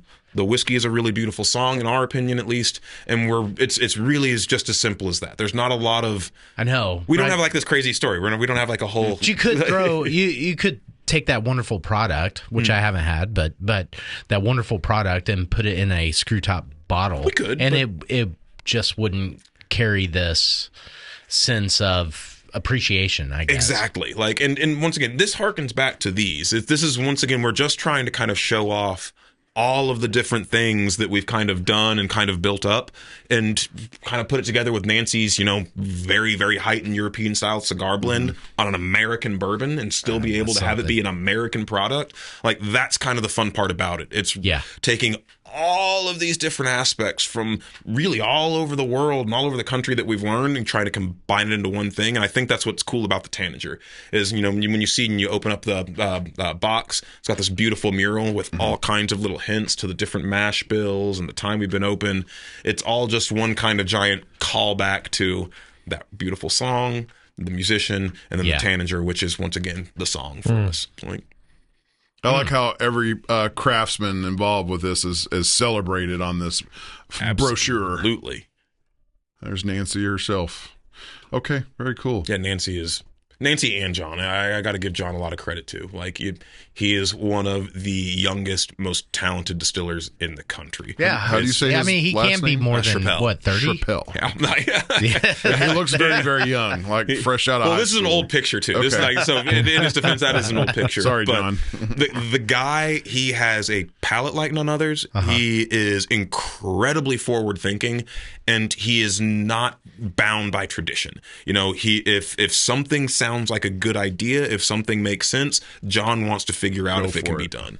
Nice. And I love that. It's I've worked for a lot of hospitality companies. I've done collaborations with wineries stuff before my whiskey days, and I think a lot of the alcohol industry is really, really tied to how it used to be, how it should be, these kind of things. Yeah. John is not, I don't care how it used to be. I want it how I want it to be. And I'll move the earth if we can, to figure out if we can get this done. He blends towards innovation. Yeah. Like he's got a chip on his shoulder. He's got to go prove something. You know what I mean? Like, and this is, as we all do in Texas, we're just trying to, get out there and do something that they said we couldn't do, 15 years ago. Pioneering. And, you know what I mean? Say I can't. So y'all are so innovative, but what aspects of this should never change?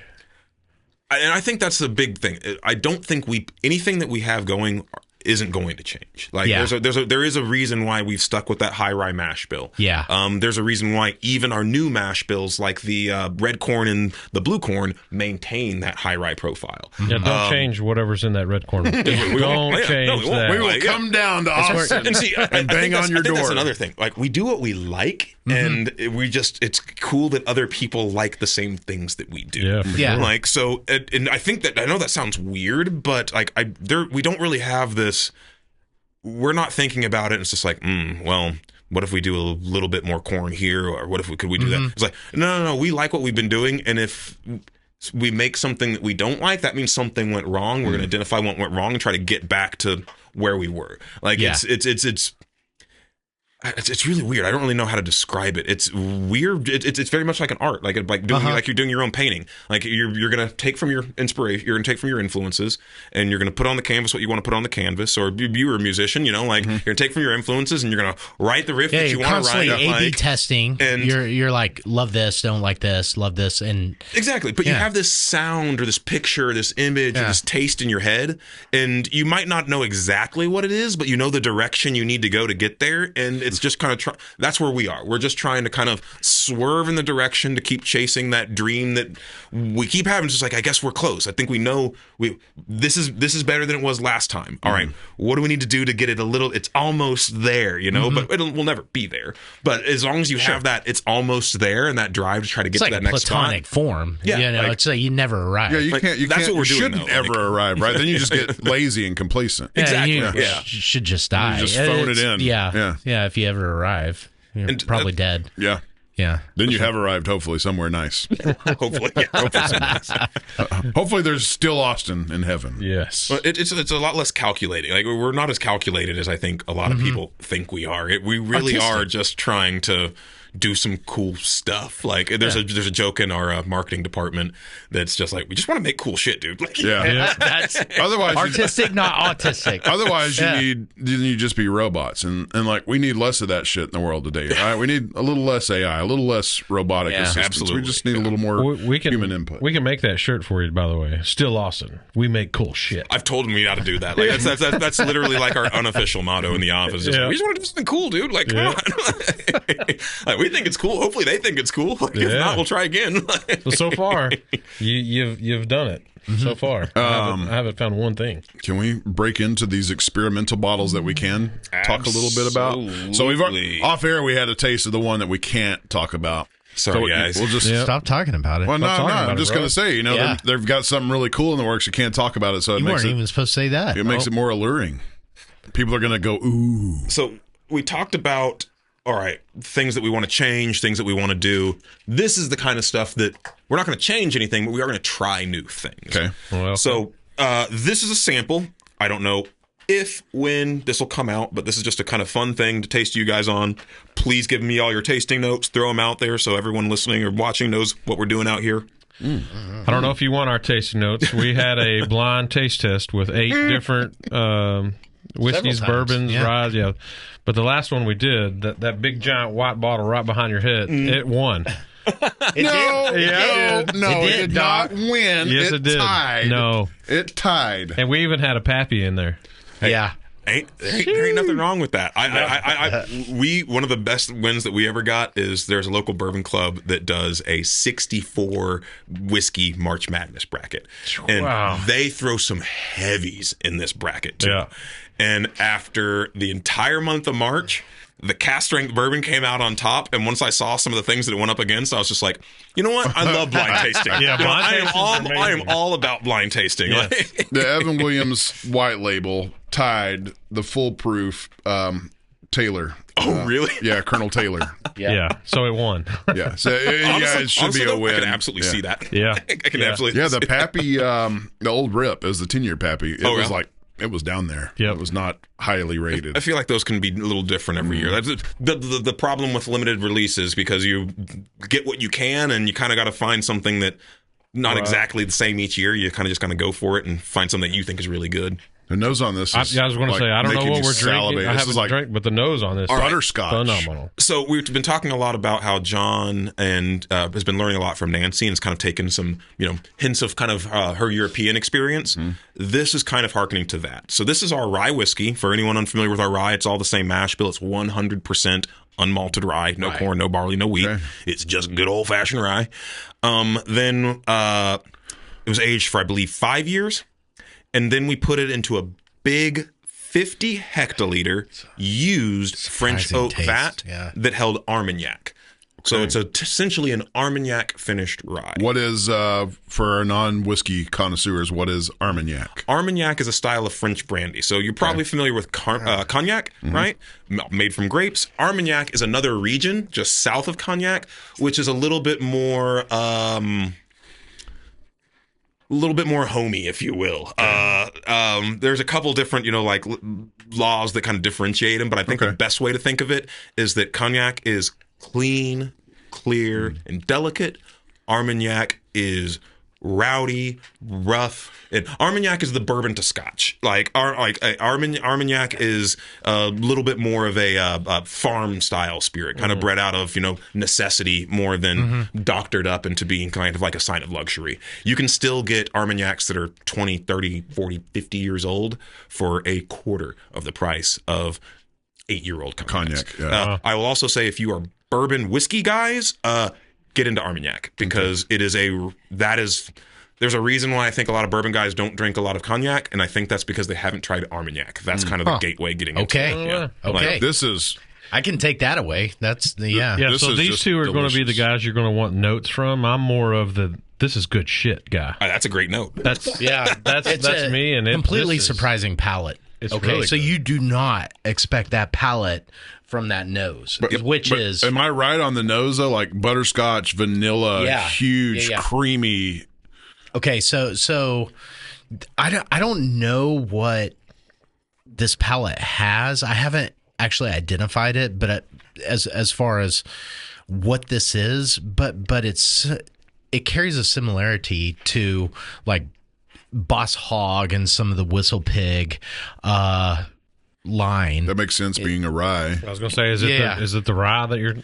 Yeah, maybe that's just what it is. So, I'm not too familiar with Boss Hog's production methods. What I can say is that a big part of what I'm tasting here is that creaminess. Mm-hmm. Like, it's way creamier than any rye should have any business being. Yeah. Well, those big 50 hectoliter barrels that we have, they're not fully sealed like a traditional bourbon barrel. There's actually just like a giant piece of wood that you just put on top to kind of close it off. Okay. So it allows that little bit of oxygen to get in to help develop that rancio. You see, it's all a theme. I would describe that note maybe as perfumatic. That's probably not a word, but it is now. It's very perfumey. There's some, especially on the palate, on the back of the palate for me, I'm getting lots of floral notes, lavender, rose petal, orange blossom, very, very floral. But it's sweet still, which is interesting. Yeah. With whiskeys, I feel like if you're floral, you're light, not a lot of finish. If you're super oaky, you might have a good finish, but it can be a little drying, or you walk that middle road where you're sweet and never in between those things should mix. This has a little bit of each one of those, and I think that's one of the big things playing for it. I'm in love with the nose on that. I'm just sitting here smelling. I'm in love with the surprise on it. Smelling dessert. I just love that surprise. So for anyone curious about this, you're just going to have to keep coming to visit us in Austin to find out more about it. That's right. Okay. I can't tell you much more than that. Just ask for the Armagnac experiment. No, you can keep asking for it. I can't guarantee anyone will give it to you, but definitely keep coming down. I want some of that they tried on the Whiskey Bros podcast, my friend. Mm-hmm. What is? It's amazing. There's a pie. I guess it would be buttermilk pie. If your grandmother just removed the buttermilk pie from the oven, like a chess pie. Yeah. Absolutely. That's what it's like. Coming in. This is the nose on this is walking into grandma's house. So I'm glad you said that, because I literally put that in as one of the tasting notes. forth. So. Okay, I'm not completely idiotic. Then. No, you're not. I'm like, okay. You're very good, bro. We've scientifically determined this. Yeah. It's official. Yeah. Yeah, but I'm never that confident in myself. Sure. Like, I still feel very amateurish. So After there's you pick no Evan wrong Williams? thing as tasting notes. Like you could literally pick up something and be like, this Dr. tastes Pepper. like Flintstones vitamins and marshmallows. And if you think We've it done tastes that. like that, Yeah. you're right. What it is. Like I mean, Nancy, I love Nancy, but she's the perfect example. Nancy goes from memory on tasting notes, I feel like. So some of her notes will be like a honey glazed cinnamon strudel. You know what I mean? Like, and for me, I'm like, I know exactly what you're talking about. Yeah. But you know, like, and some people are like, that's a little crazy. I'm just like, I don't know, because tasting notes are literally just, it's all subjective. What you taste is going to be different from what I taste, and so on and so forth. So if you can kind of just like attach it to a memory of something you've tasted or smelled or something before, how can you be wrong? You Well, know, and as what we've come to learn is after all the blind tastings that we've done is it just takes one person saying chest pie, and then everybody, boom, that's exactly what the heck I'm tasting. Power of suggestion. Whether it is or not, then Right, but no, most of the time it is you're thinking, because most of the time I'm like, man, Yeah. I taste something, I don't know what the hell it is, until one of y'all go like, oh, it's this. And I'm like, Yeah. God dang it, that's so exactly you what get it is. do you get the lemon in it? Way I back don't get in. lemon. I could definitely get some like dark citrus oil, like some, you know. I think that's coming from the rye. Like our rye is very citrusy sometimes with age, and times it can kind of like. You ever get people simmer talking down a about little bit. dill notes with rye? Oh, absolutely. Okay, yeah. good. Dill. Yeah. Yeah. I don't get any Never- dill in this for sure. Yeah. Okay. It Yeah. happens sometimes in our rye, but Yeah. I don't taste a lot of our rye, even single barrels that have a strong. Maybe note. some like muted spearmint, a little bit that's in there, but this is big baking. This is big, bold, spicy rye. This reminds me of why we love whiskey. I think whiskey has finally emerged from the stigma of this is for drunks, because it's not the case. This is for people that love life. They love big, bold, rich things, great food, friends, fellowship. I don't like being intoxicated anymore. I've like grown out of that, and it's like this to me reminds me of why we love whiskey. It's like falling in love all over again. Yeah, it's like This is beautiful. it's like tasting on steroids. You know, it's like nothing tastes as strong as whiskey that we consume regularly. Whiskey is bold. This just gets better as it warms up. This this is- probably. Yeah, I would hands down, if this was on the shelf, I would pick this over the red corn. Yeah, maybe in time. Maybe, yeah. Do you want to really test your palate? this is my favorite Yeah. type of whiskey. This No, I'll shut up. right Go ahead. here. Like the finished, like this Yeah, is- maybe the whiskeys I love have these characteristics. Yeah, I'm right there with you. Like this is one of my favorite things, and between these two are things that ideally will, if they come out, will come out together. When we were tasting them, I think the rye. But I think I've already said that the rye was definitely our favorites. But I think down there, it's still we're all kind of rye people. We just kind of all gravitate So towards now it. I get like the peppery notes. You know, the spice on the tongue is coming in. This thing just keeps. It's an animal, man. wild, it keeps right? changing. Yeah. yeah. What were you saying, Heath? I totally did a No, doc. it's cool. I did a No, doc. it's cool. Yeah. No, I was going to ask him if you really want to test your palate. I can walk over there and get the smelling salts out of the back. And Don't do it. Don't do that it. to Jason. Do not do A few it. episodes back, We will ruin the whiskey. we will run everybody's night. yeah, Oh, it's- really? That bad? It's Yeah. the world's strongest smelling salt. Oh, okay. Supposedly, that's what it Okay. says. But it, Yeah, you can try it if you want later on, but it is good. Gosh. A regular good way smelling to serve salts some take me back to the whiskeys. football days. I'm good on that. Yeah, no. These like there's 3 layers until you get into the bottle, and as soon as you open the bag, it's like God. Then you Yeah. still have to get in. Oh, not the box. The box. Still, you open the box. You still have to get into the bag and then into the bottle. As soon as you open the box, it's like get that away. It's the most ridiculous thing I've ever Just done. wave the box in someone's vicinity if they pass out. Yeah, we did it on the podcast, and I swear for like the next 10 minutes, the whole right side of my face was just numb, feeling my eyeball gosh. felt like it was It's going to a- pop out. I mean, it was insane. Can't be healthy. yeah, But then you we did can't- it again for You some don't stupid think reason. it would be that bad. There's no way you think a smelling smelling salt could be this bad, but it is that bad. Literal it pain. is that bad. Pain, literal pain. Oh god! And thankfully, we have a legitimate medical doctor here.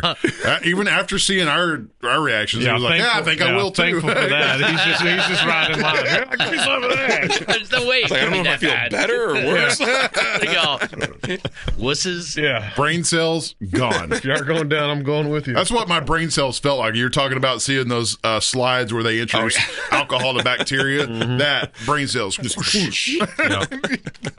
It's rough. That's awesome. Yeah, this is really good. That's delicious. I'm not going to say I like it better than Red Corn because I don't think I can, but man, it is I mean, that was a good. big statement to say that. I know. I realize the weight that carried with it, but still, Yeah. that was good. Well, Okay. it's just different. It's like in a whole nother. It's not even in left field. It's in a whole nother baseball Yeah. stadium. So which direction would you point people to as far as trying something like this? I wouldn't. I don't. It's so weird. Like, Yeah. I mean, maybe Penelope might have something in one of their limited releases. They got a lot of different stuff. Any of the kind of European adjacent stuff, like maybe Bywater down out of Louisiana. They do some really weird things like that. They're really good. You got to really get outside of the box. You got to go to a distillery that is kind of willing to spit in the face of tradition and like, I don't care, we're going to do this kind of thing. Yeah, that's because that's what that fine. is. It's just Tradition is there, right? If you want the tradition of whiskey or bourbon, it's there. But find your outliers. But you too. also got to realize, like, it wasn't tradition when they started that. well, this true, is tradition across the ocean to somebody else. Right. Like, and this is far closer to the Scotch style of thinking than it is to the bourbon style of thinking. You know, like we're with Scotch, they're using much more neutral oak, second, third, fourth, fifth, sixth fill barrels. That's kind of where we're getting into here. Whereas with bourbon, when we typically think finishing, you're doing a fresh fill on a first fill. You know, Madeira, Pedro Jimenez, any of these kind of things, like, which is cool and it's great, but I think that I'm really excited about kind of seeing where we're going, moving into the second fill, third fill, fourth fill, doing bourbon finishes on rye and rye finishes on bourbon and things like that. Like a little bit more novel, but they're kind of the things that they might not have been exciting, like 5-6 years ago, when if you weren't doing a Madeira cask, nobody cared. You know what I mean? Right. Like we're kind of now at that fortune where everything's been done. So now we can try some stuff that, who knows, maybe we shouldn't do it, but we're going to try, so that's kind of where this is. I mean, Armagnac and Calvados finishes aren't something that's new by any means, but doing them in this way with those larger tanks that are not as tightly sealed, that's something that maybe not new, but definitely a little bit path less traveled, if you will. Okay. And that's the kind of stuff we're interested in trying to get into. Man, that's something. Whatever this is, y'all have to do it. It's like we're doing it. It's here. It's just here. Like, okay, well, something else. Let me before I go there. Let's ask what's next, because I'm looking at another bottle here. What are you looking at? No, the other experimental bottle. Yeah. Oh, okay. Okay, so this is another weird one. So once again, can't tell you when, can't tell you how, can't tell you even if, but I can tell you that it's wonderful and that we do have it. It is working right now. For people that are listening that are part of whiskey clubs, retailers, things like that. People that do have access to be able to do things like single barrels. We don't have a Rickhouse tour available at the distillery yet, but for groups that do that, we do like doing those tastings at our Rickhouse. You can come and kind of see not just these, but some of the other weird experiments that we're doing. We've got a lot of fun stuff. We have like our Order of Nancy. I don't know if you guys are familiar with that. Yeah. So we have an in-house whiskey club. We call it the Order of Nancy, of course, after Nancy Fraley and Still, and we do weird stuff with them. So it's I know what you're talking about now. Yep. For anyone interested, go onto our website. There's a little Order of Nancy tab on the top. Click it. You can sign up for our wait list. We do one enrollment a year, but we typically let everybody in. It is very, very, very, very, very, very kind of prestigious. But we also do a single barrel pick in there. The difference between our Order of Nancy single barrel picks and our normal, like what we were talking about, like with normal whiskey clubs, is the Order of Nancy gets to pick from the weird stuff. Oh, okay. Like not even just like stuff like this, but some of like the actual straight up experiments that might be too weird for the general public. You'd definitely say that's a perk. Yeah. And that's distillery only, right? Well, it's part of the Order of Nancy. So anyone can join the Order of Nancy. We do a raffle where if you're not local or you can't make the trip, then you can be in a raffle to be part of our remote picks, where we'll actually send you samples and you can check it out and send us your thing back. Or you can come to our in-person pick at the distillery for a lot of the locals, people in Texas, or even people from like Louisiana, Oklahoma, Right. who can travel. We will usually pick 2 barrels, and stuff is weird. So I'll give some examples of some of the things that we've done before with Order of Nancy is a Oaxacan green corn bourbon. We did a kind of like a boo rye where we did a really high proof, I guess, I don't want to say light whiskey because it's not a light whiskey, but something that was distilled at a higher proof than you can distill rye or bourbon at, blended with our blue corn distillate, and we then aged those together in a new charred oak, so kind of like a boo rye, if you will. We've done 100% yellow corn bourbon, so new charred oak, which was awesome. We're about to do a malted oated bourbon. So truly, truly strange stuff for Order of Nancy. So for anyone interested in that, but these are kind of things that's kind of the wildest side. Then, if our bottled and bond would be kind of the tame side, I think these kind of fit in the middle. And this next one, did you already get yourself a pour? Yeah, not yet. You poured it and capped it. I was like, Oh, I cap right after. Right after I cap. Sorry. shut us off. Well, I meant to. Because accidents happen. I was a little sad. I'm really also bad about not putting the cap back on. So if I don't put it on immediately, Forget about you guys do what you will with it. But I have to put the cap back on the bottle. Yeah, it's probably just good habit. Again, beautiful color. Yeah. Deep, rich chocolate. Beautiful color. I guess you'd call that a little roasted chocolate color. I don't know. I would, yeah. Coffee-ish. I can't disagree. I don't with either. that. I just want you to pour some. Okay. No more? So this one is bourbon. The last one we had is rye. So this is our bourbon mash bill. That same 70 white corn, 25 rye, 5 barley. Nose. It is, but it's still pretty. It's a louder good, nose. Oh, absolutely. Yeah. And then same big barrel, but now we're not using Armagnac barrels. We're using Calvados barrels. So Calvados is another French spirit. It's a type of apple brandy. That would explain the green. I get green apple on the nose. When we were doing tasting notes for this, I said, no one can say the word apple. Then what would you say? Apricot, there's some sort of.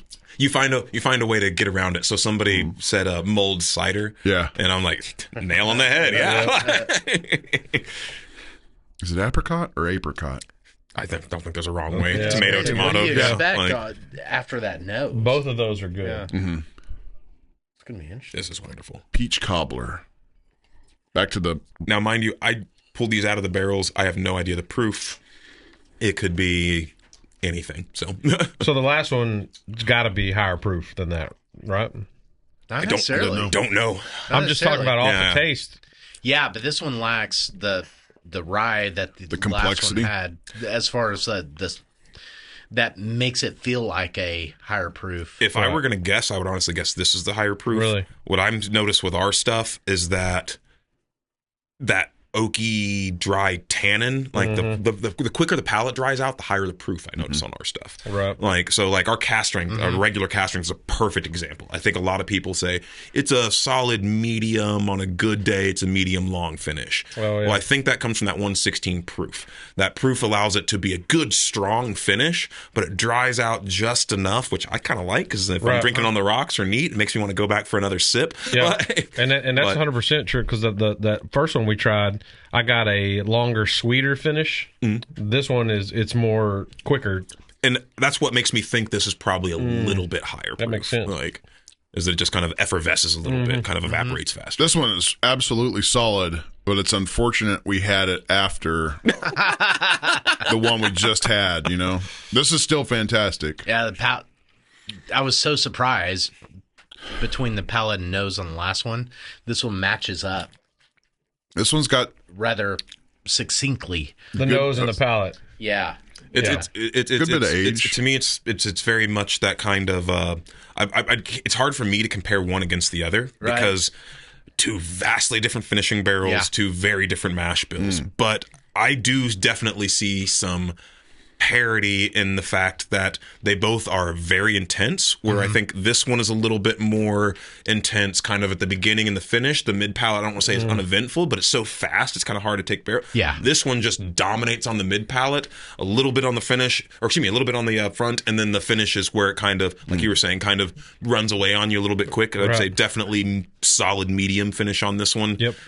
It lingers. It's got some oak that sits on the palate. Yeah, I was honestly. going to say, I'm getting tannins and oak. Yeah. Yeah. So do we know the age on this one? Both of these are, I think it's 6 and 5. Okay. So 6 on the Calvados, excuse me, and then 5, I think. Okay. So the first one is weird and good and great, but I kind of like the one we're drinking now better. Really? Yeah. So I think you're getting into preference there too. No, 100%. I think. Yeah.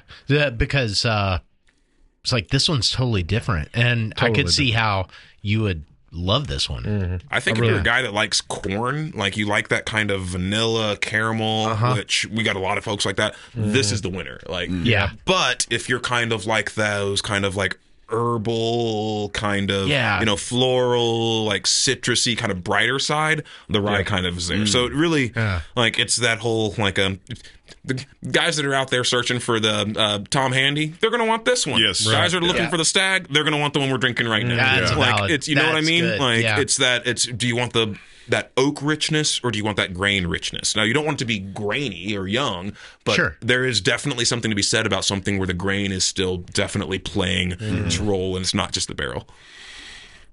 That's pretty awesome. That's good. That's relatable though, because Handy would be my number one favorite out of. I've had all the bougie allocated shit, but I can remember the first sip I ever had of Thomas Handy, and like it was just like this again awakening to why whiskey is amazing. And it was in Baton Rouge, Louisiana, at the old Nottoway plantation, and sitting on the balcony at night, and it was like, I'll remember this for the rest of my life. And that plantation's burned down now. Oh no, it's gone. Oh no, it's gone. So going from wine to whiskey, why did you make that transition? A lot of reasons. I mean, this was Besides the job, right? Well, no, it's I love wine. Don't get me wrong. Yeah. I absolutely love wine. I absolutely love whiskey. I like the history of all spirits and wines and beer and all that kind of stuff. Wine industry is a tough bag right now. For the folks out there that think that, you hear all the doom and gloom about, alcohol sales down and all that. Like, man, wine is really struggling. Like, we've got climate problems. Here in the U.S. specifically, like you got to make a choice. Like, do I try to grow Cabernet or do I grow cannabis? Like one's going to grow a lot easier than the other. Like, you know what I mean? Like, and so there's a whole thing going on in the wine industry. There's a lot of uncertainty. Young folks just aren't into it for some reason, which I don't know if that's actually the truth, but that's what the Nielsen numbers tell you. Like, and so, wine is just, it's really rough right now. Like I've still got a lot of friends in that business, winemakers, people that are still working like actually at wineries, producing the stuff. And to be in wine right now, you've just got to have a level of love for that thing that, unfortunately, I don't know if I was cut out for. Like, pre-COVID and all that, when all this was kind of changing up. When I met Chris Seals, the CEO of this company, this would have been late 2018, maybe early 2019. Like, literally, it just opened. They hadn't had whiskey yet. They had just debuted the gin. I was doing consulting, like doing wine lists and all that kind of stuff. I'd kind of like grown out of the whole, like, I'm going to be the guy that works at the French Laundry thing. And I was just like, brought my expectations back down to earth and just like, I'm just going to do consulting. I met Chris. I tried the gin. He told me the story about where you only use Texas grains, where the distillery that we have now is really big on water conservation. We're using all water-cooled equipment, no glycol. Really, really interesting stuff. And I was just like, this is really outside of the box for Texas. Then I tasted, believe it or not, it was the gin that got me on the Still Austin bandwagon. I mean, Texas gin is rather something. This stuff is delicious. Gin is it's a tough sell though. Like we've discovered that too. Like gin, when you have that gin, that gateway gin, you get it. But you got to push people to that. Because I still have not seen Still Austin gin on the shelf. The thing with gin is that most of us are stuck in the same mindset that we were in the 1980s. Okay. That there's only one kind of gin, and it's London Dry. It's Beefeater, Belvedere, all that kind of stuff. Yeah. Maybe we might have branched out a little bit and tried something else, but most people are drinking the same style of gin. Okay. So, there's like 7 types of gin, right? Like there's know Old that. Tom, Genever, there's Naval gin, all these different kinds. And gin has a really rich history, starting off with Genever in Holland.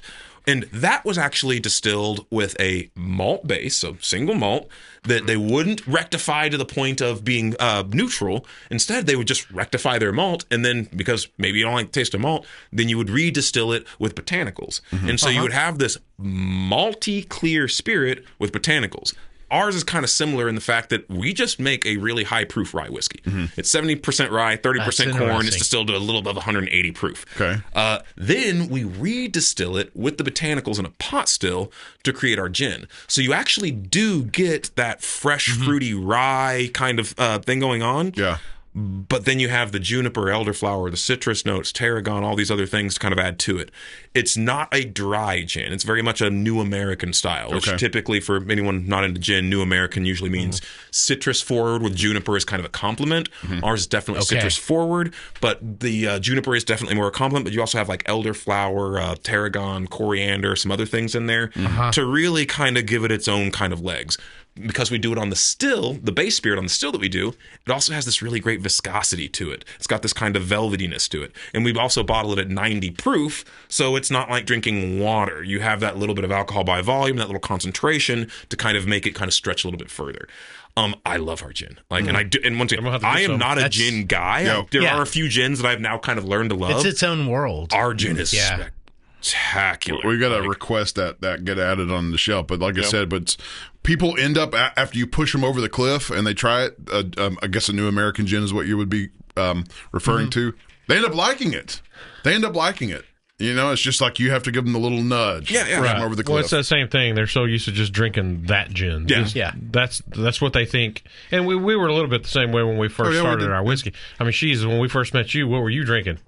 Right. Canadian mix. Canadian I mix. grew up on Canadian mix. So I mean, we all started there. We all went. Mine was the old Crown, or no, mine was actually Jameson. Jameson. Yeah. But I mean, we have all been guilty of saying Crown Royal's the best whiskey you can get. Swear to God. I think it's all that to where you got to get people just to step out and try something different. And then, because I mean, I know what you're talking about is they're like, I'm not a gin person. We've heard that a lot. And we're like, okay, we'll just try this. Yeah, you are. You just don't know it. Yeah. And then all of a sudden they're like, holy crap, that's really, really good. Yeah, I will never ever say I'm not a blank person ever again. Yeah. Because I find that there's so much variety out there. I mean, for sure. I was like, bourbon is probably one of the slimmest flavor profiles of any spirit on the market. That's probably true. But even within that slim, there's so much variety. Yeah. So to say I don't like bourbon, or I don't like rye, or I don't like wine, or I don't like beer, or I don't like that, you're cutting your nose off to spite your face. You know, like there's so many options and so many like things you can get out there. It's just like it's like anything, like steaks and stuff like that. I mean, I'm sure you guys barbecue guys or anything like that. Oh yeah, maybe. Yeah, always. Like, we don't like to eat. I don't know what. Hate meat. But I'm not a big fillet guy. I remember like when I was first getting into like the finer side of food. Everyone's like, you got to get a good fillet, and every time I got a fillet, I'm like. It either tastes like grass or tastes like blood, Yeah. But then I got my first good ribeye, and then my first picanha, and all this. You're making me hungry. We don't talk about picanha. We don't. No. We don't. That's the allocated stuff we don't talk about, sir. Allocated? Yeah, we don't. Well, want we're that trying to keep it allocated. Yeah. We don't want people knowing about it. Like, we know it. Everybody else doesn't. Like don't buy picanha. A local Mexican meat market here had tablitas, like short ribs. Cut yeah. Okay, so those started off at like, I don't know, $2.98 a pound. Cheap. Then all the gringos found out about it, and suddenly they're like, $10 a pound. So we don't talk about the picanha. We don't talk about the picanha, Jason. Okay. Yeah. Then I'll wait till we get off camera to tell you about my favorite roast. That's right. But it's very much the same thing. There's so much nuance to everything, especially when it comes to food and beverage. That it's just to write off a whole category because you had one you didn't like. Right. That's just not Well, right. it was the same way with me when before Trinity Street started doing Whiskey Club. That shirt I'm wearing is I would tell you I hate Scotch. I mean, that's what I did. I hate it because I only had the cheap, Lefroy. Or not even that. Not even Lefroy. Cheap, You do not besmirch Cuddy Shark. Cuddy or Sark, or Sark the or cheap whatever. junk at the liquor store. I had Famous one bottle Grouse. of it, and I was say like, White "Oh my Horse, god!" like, if you know what I mean. But then since the guy that we had running this club, he was Scotch guy. Like he could tell you you just close your eyes and point at the bottle, and he'd tell you what it meant. He was just that guy, and he brought a lot of Scotch I've never even heard of, and now I love it. I mean, I love it. Like that Lagavulin 16 is one of my favorites. Oh yeah, I love that stuff. But if it wasn't for that guy just showing you, hey, you say you hate Scotch, but what have you tried? And then letting you try these things that you never even heard of, some of them. I mean, it's the same way with gins. I mean, you can say that about anything that we've gone out on a limb with, and now we love it, So it's crazy how different your palate and your likings just from trying that stuff Opens you up. And I think it's the same thing with like your palate when your food. I hated onions when I was a kid, and now I love them. Love them. I could literally just eat a grilled onion now. Right, In the same way. yeah. When I was a kid. Dude, down here in my granddad's garden, he had a windmill and probably an acre garden. He had rows of onions. I'd go pick them out of the ground, wash them off in the windmill, and eat them raw. You guys like get the wild onions and wild garlic up here? I do. love that stuff. Yeah. That stuff is great. Like, Can you handle the wild garlic? Because it's potent. I love it. It No, is. It's potent. So I grew up in Allen, not far from here, and my buddy Larry, if he watches this, hopefully he Watch lived it, out Larry. in Lucas, Texas, right? They had all the little wild garlic that grow right next to the road. Yeah. And so we were in high school doing like barbecues and pool parties and stuff. But so we'd walk out and go pick all this wild garlic. We'd cut off the greens, wrap them up in foil with a bunch of butter and stuff, and then just slather Oh, up. it sounded so A good. bunch of kids just like, I've been loving garlic. Dude, my like that, favorite man. thing is like a garlic bulb. Cut the top off, fill it full of olive oil, little salt in it. Put it in the oven, roast that thing at 400 degrees for 20 minutes or so. Pull it out. Just squeeze that garlic paste out. And, Yes. Put it on it. You can put it on something, but I can lick the cutting board too. Yeah, put on a little bread or a cracker or Yeah, something. put it on some bread. Be civilized about it. But no, also don't be civilized. Yeah, that's right. Oh, that's the good stuff. For anyone not in Texas, you're missing out because Yeah, that wild garlic and those wild onions are. Amen. I do want to touch on something that I think is important because we have in our last 8 years of experience, you run across a lot of craft distilleries, startups. They all have great products, but they're not distilling their own juice. You guys are. I find that fantastically refreshing. Because everybody can go to the big guy in Indiana and say, this barrel tastes good, I'll buy it, put a nice label on it, and put it on the shelf. Oh, sure. Not what you're doing. True. So, Well, I always joke when I show people around the distillery, like one of our big things that we wanted to do is we wanted to do it ourselves. We wanted to be 100% in Texas. And this is once again Jason speaking, not still Austin. I would not suggest that to anybody starting their own distillery. But that's kind of what I think has kind of helped us. We 100% forge it in fire. Okay. No, I think it's 100% accurate. We jumped off. We kind of like we saw kind of like this is what we'd like to get. Let's get as close to that starting point as we can, and let's run with it. Like, and once again, we had to go out and we had to find literally the best we could in the industry. John, Nancy, those guys. We had to bring them in to help us do this. The members of our board, same thing. We had to bring these folks in to make sure that what we're doing could be stupid if we didn't do it the right way. Like you don't just go get a custom made 42-foot tall still having never distilled whiskey before. Right. Like, so it was a very, very, very calculated, but at the same time, it's once again, it is all Chris Seals and Cleveland Seals. Like, they had this vision and they were willing to do whatever it took. Damn the cost, damn the expense. It's not about money. It's about the love and the passion for the city and the products. Yeah. Like, and that's one of the reasons why it's like, if you don't have that love, it's going to be really, really hard to kind of take the crazy risks that we took. Like this is a passion project for all of us, I think. And we've built a team of a bunch of people that are just as crazy as I am and just as crazy as Chris is, and that just really love all this stuff that much.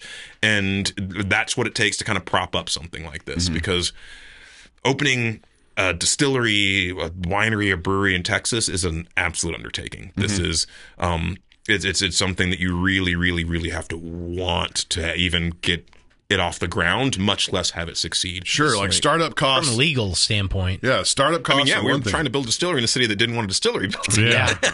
Well, let's talk about that a little bit. I mean, I'm not the guy to talk to too much, because once again, I came in after that. Right. But like just from overhead, like that's the reality. Right. But I'm talking about the distillery in the city. Y'all are the first distillery since Prohibition in the city limits of Austin, Texas. I didn't know that.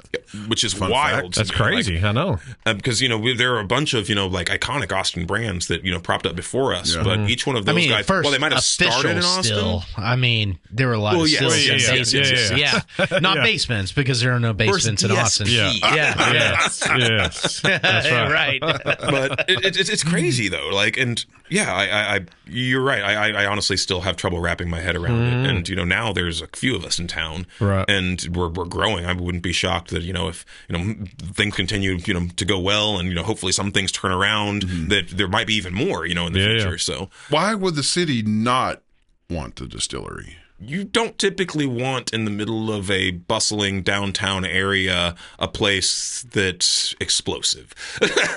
Okay, so it takes a lot of water and all those kind of things. Yeah. Because we're doing everything. We mill on site, and a grain mill, for those of you who are familiar with agriculture, a grain mill is a thing that you need. You have to have everything buttoned up. Those can be very dangerous if you're not doing things correctly. Of course, the still and producing alcohol, like making sure that we're, we environmentalism is a big thing for us. So we are doing all kinds of crazy stuff for water preservation and making sure that we're giving back. We talked about we're doing a reverse osmosis water. That's forethought. It wasn't because we're like, we just want purified water. It's just we don't want to take away, like, there are plenty of aquifers in Texas, but if we start pulling that water, we're taking that away from our neighbors, people that depend on that for, drinking water, feeding their livestock, so on and so forth. So we've had a tap into the grid and purify yourself, We've had a state water board on the show before, and Texas and water are a big issue, and it's only getting bigger as time goes on. Absolutely. So we do not want to contribute to the problems that our neighbors are. That took some serious forethought. Absolutely, that's an easy avenue. Like, I just need access to water. Let's distill. Right. That took some serious forethought and consideration. Absolutely. And so it's all of that's important to us. And once again, like I said, Chris, the most important thing to him is the community and the people and the artwork. The whiskey is part of that, but you can't make good whiskey without keeping in consideration all those things. True. Like, it's got to be done the right way. Yeah. And that's one of the reasons why I have so much respect for the guys that started, Chris, Cleveland. They really thought about doing it the right way. And there are some things that make it a lot harder on us, but it's better it be hard on us than hard on our neighbors. And then if you did about that altruistic approach, then hopefully the reward comes by, good profitability and sustainability. You can pay your employees, you can make some money, and you stay around for decades and centuries, hopefully. We will definitely be staying around. Yeah. I mean, I always joke, you never open up a distillery or a winery for profit, because you're going to sink so much into it. Oh, sure. Yeah. You have to be in it for the right reasons. Yeah. And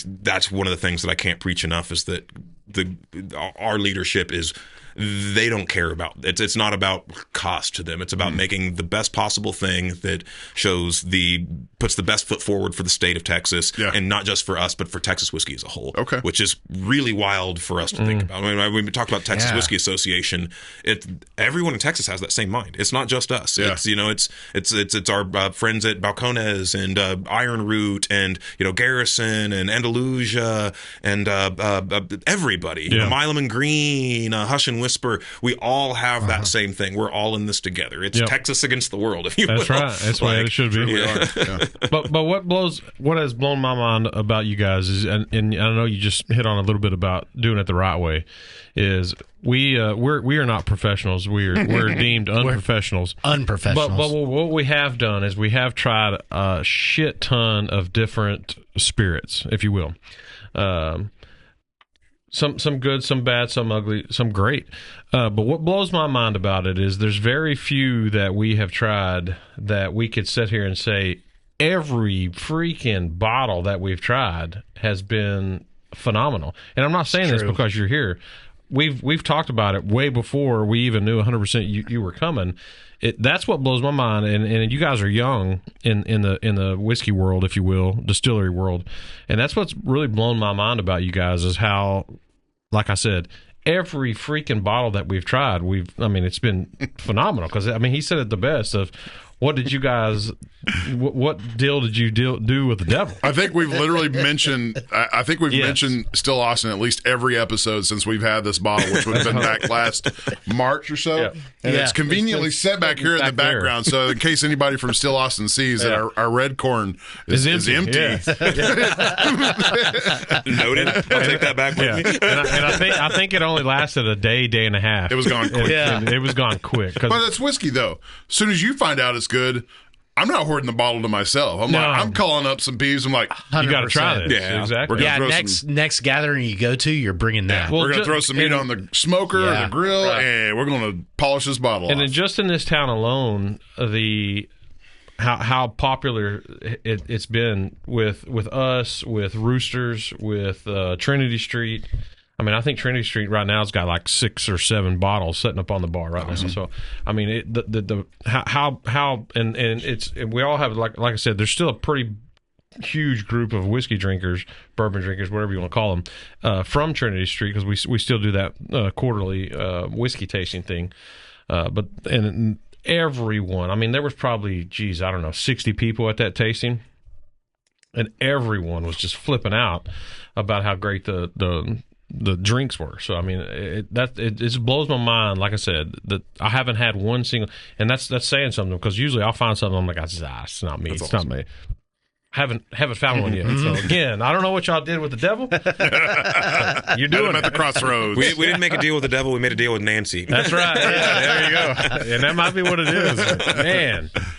So if anything, go back and tell them that. Oh, absolutely, absolutely. It's been great. I know a lot of them are going to be watching this one when it comes out. Too, awesome. Red corn. Just saying. Red corn.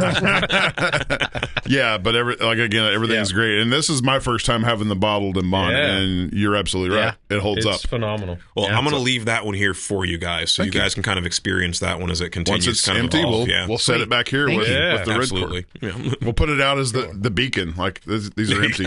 These are Jason. Our bottles are empty. All the empty bottles. Do you see our empty bottles? Hey, it's going to be in good company. That's a great place to wrap it up. So, Jason, thanks again, man. Pleasure is all mine. Real Thank you guys before for we having me do, out. tell everybody websites, how you find your tour date. Oh, sure. Absolutely. Anything down to the distillery, anything you got. Oh, we got a lot going on. So we've got some big releases coming up for, I think this will be coming out on a Tuesday. So that means that yesterday we did the sale for our white port finished rye whiskey. If you were unable to get that, I'm very, very sorry, but don't worry. We have a new rare stock that's going to be coming up early next year in Q1. We're going to be launching another DRS in Q1 as well, so keep an eye out. That's our distillery reserve release that you come buy online. Come pick up the distillery. Tanninger has just dropped. If you haven't found one, keep looking.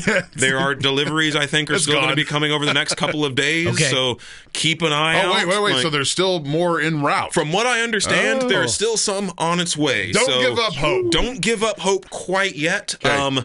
For those of you, unfortunately, not in Texas, the bottled and bond that we tasted tonight, I literally saw some on a shelf in other states like a week or two ago. Oh, nice. So if you want to try that 7-year, which is the oldest of this mash bill that we've released into distribution, it's out there also. We also have a bottled and bond rye out there on the shelf. But probably the biggest thing to update is for people planning their spring vacations and all that kind of fun stuff, we are hoping that we are going to be opening a new expansion of our tasting room at the distillery over hopefully late Q1, early Q2 of next year. Big lounge, new bars, new music experiences. We just opened the Antone stage at the current distillery. Hopefully we'll have an expansion on that.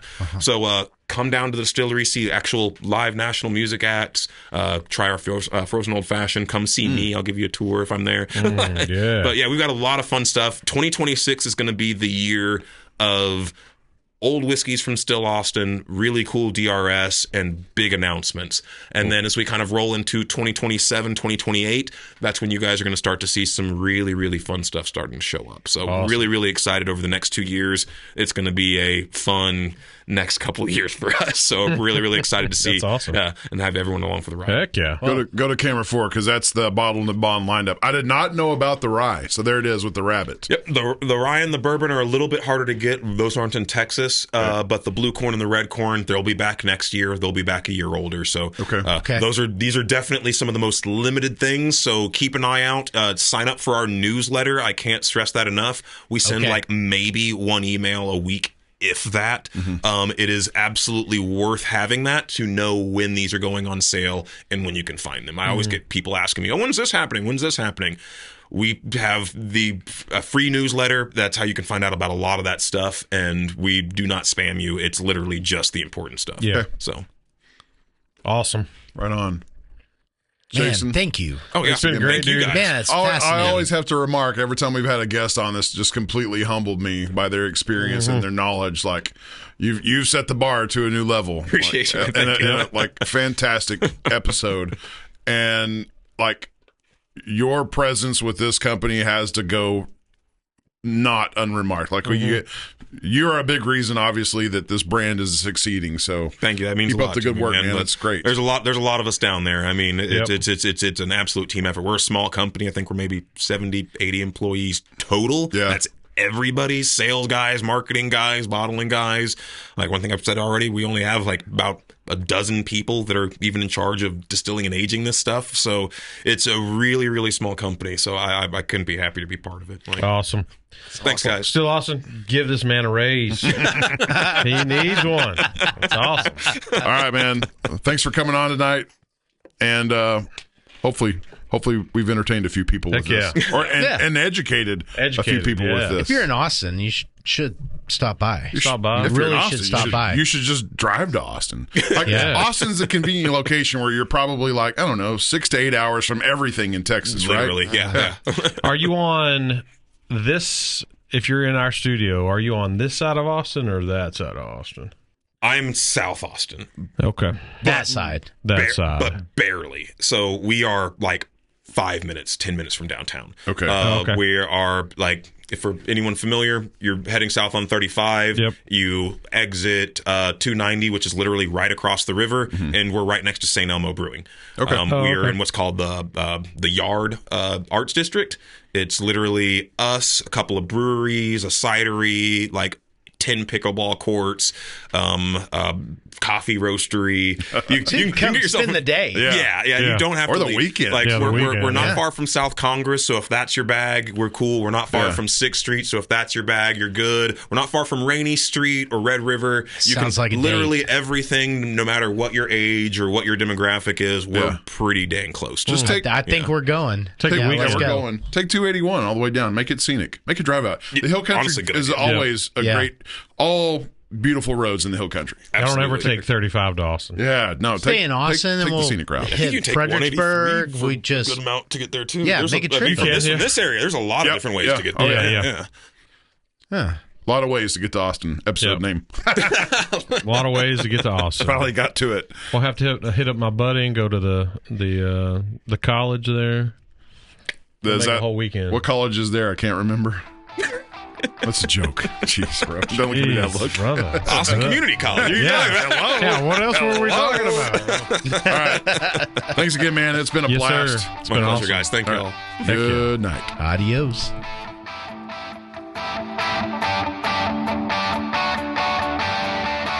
You've been listening to the Whiskey Bros Around the Table.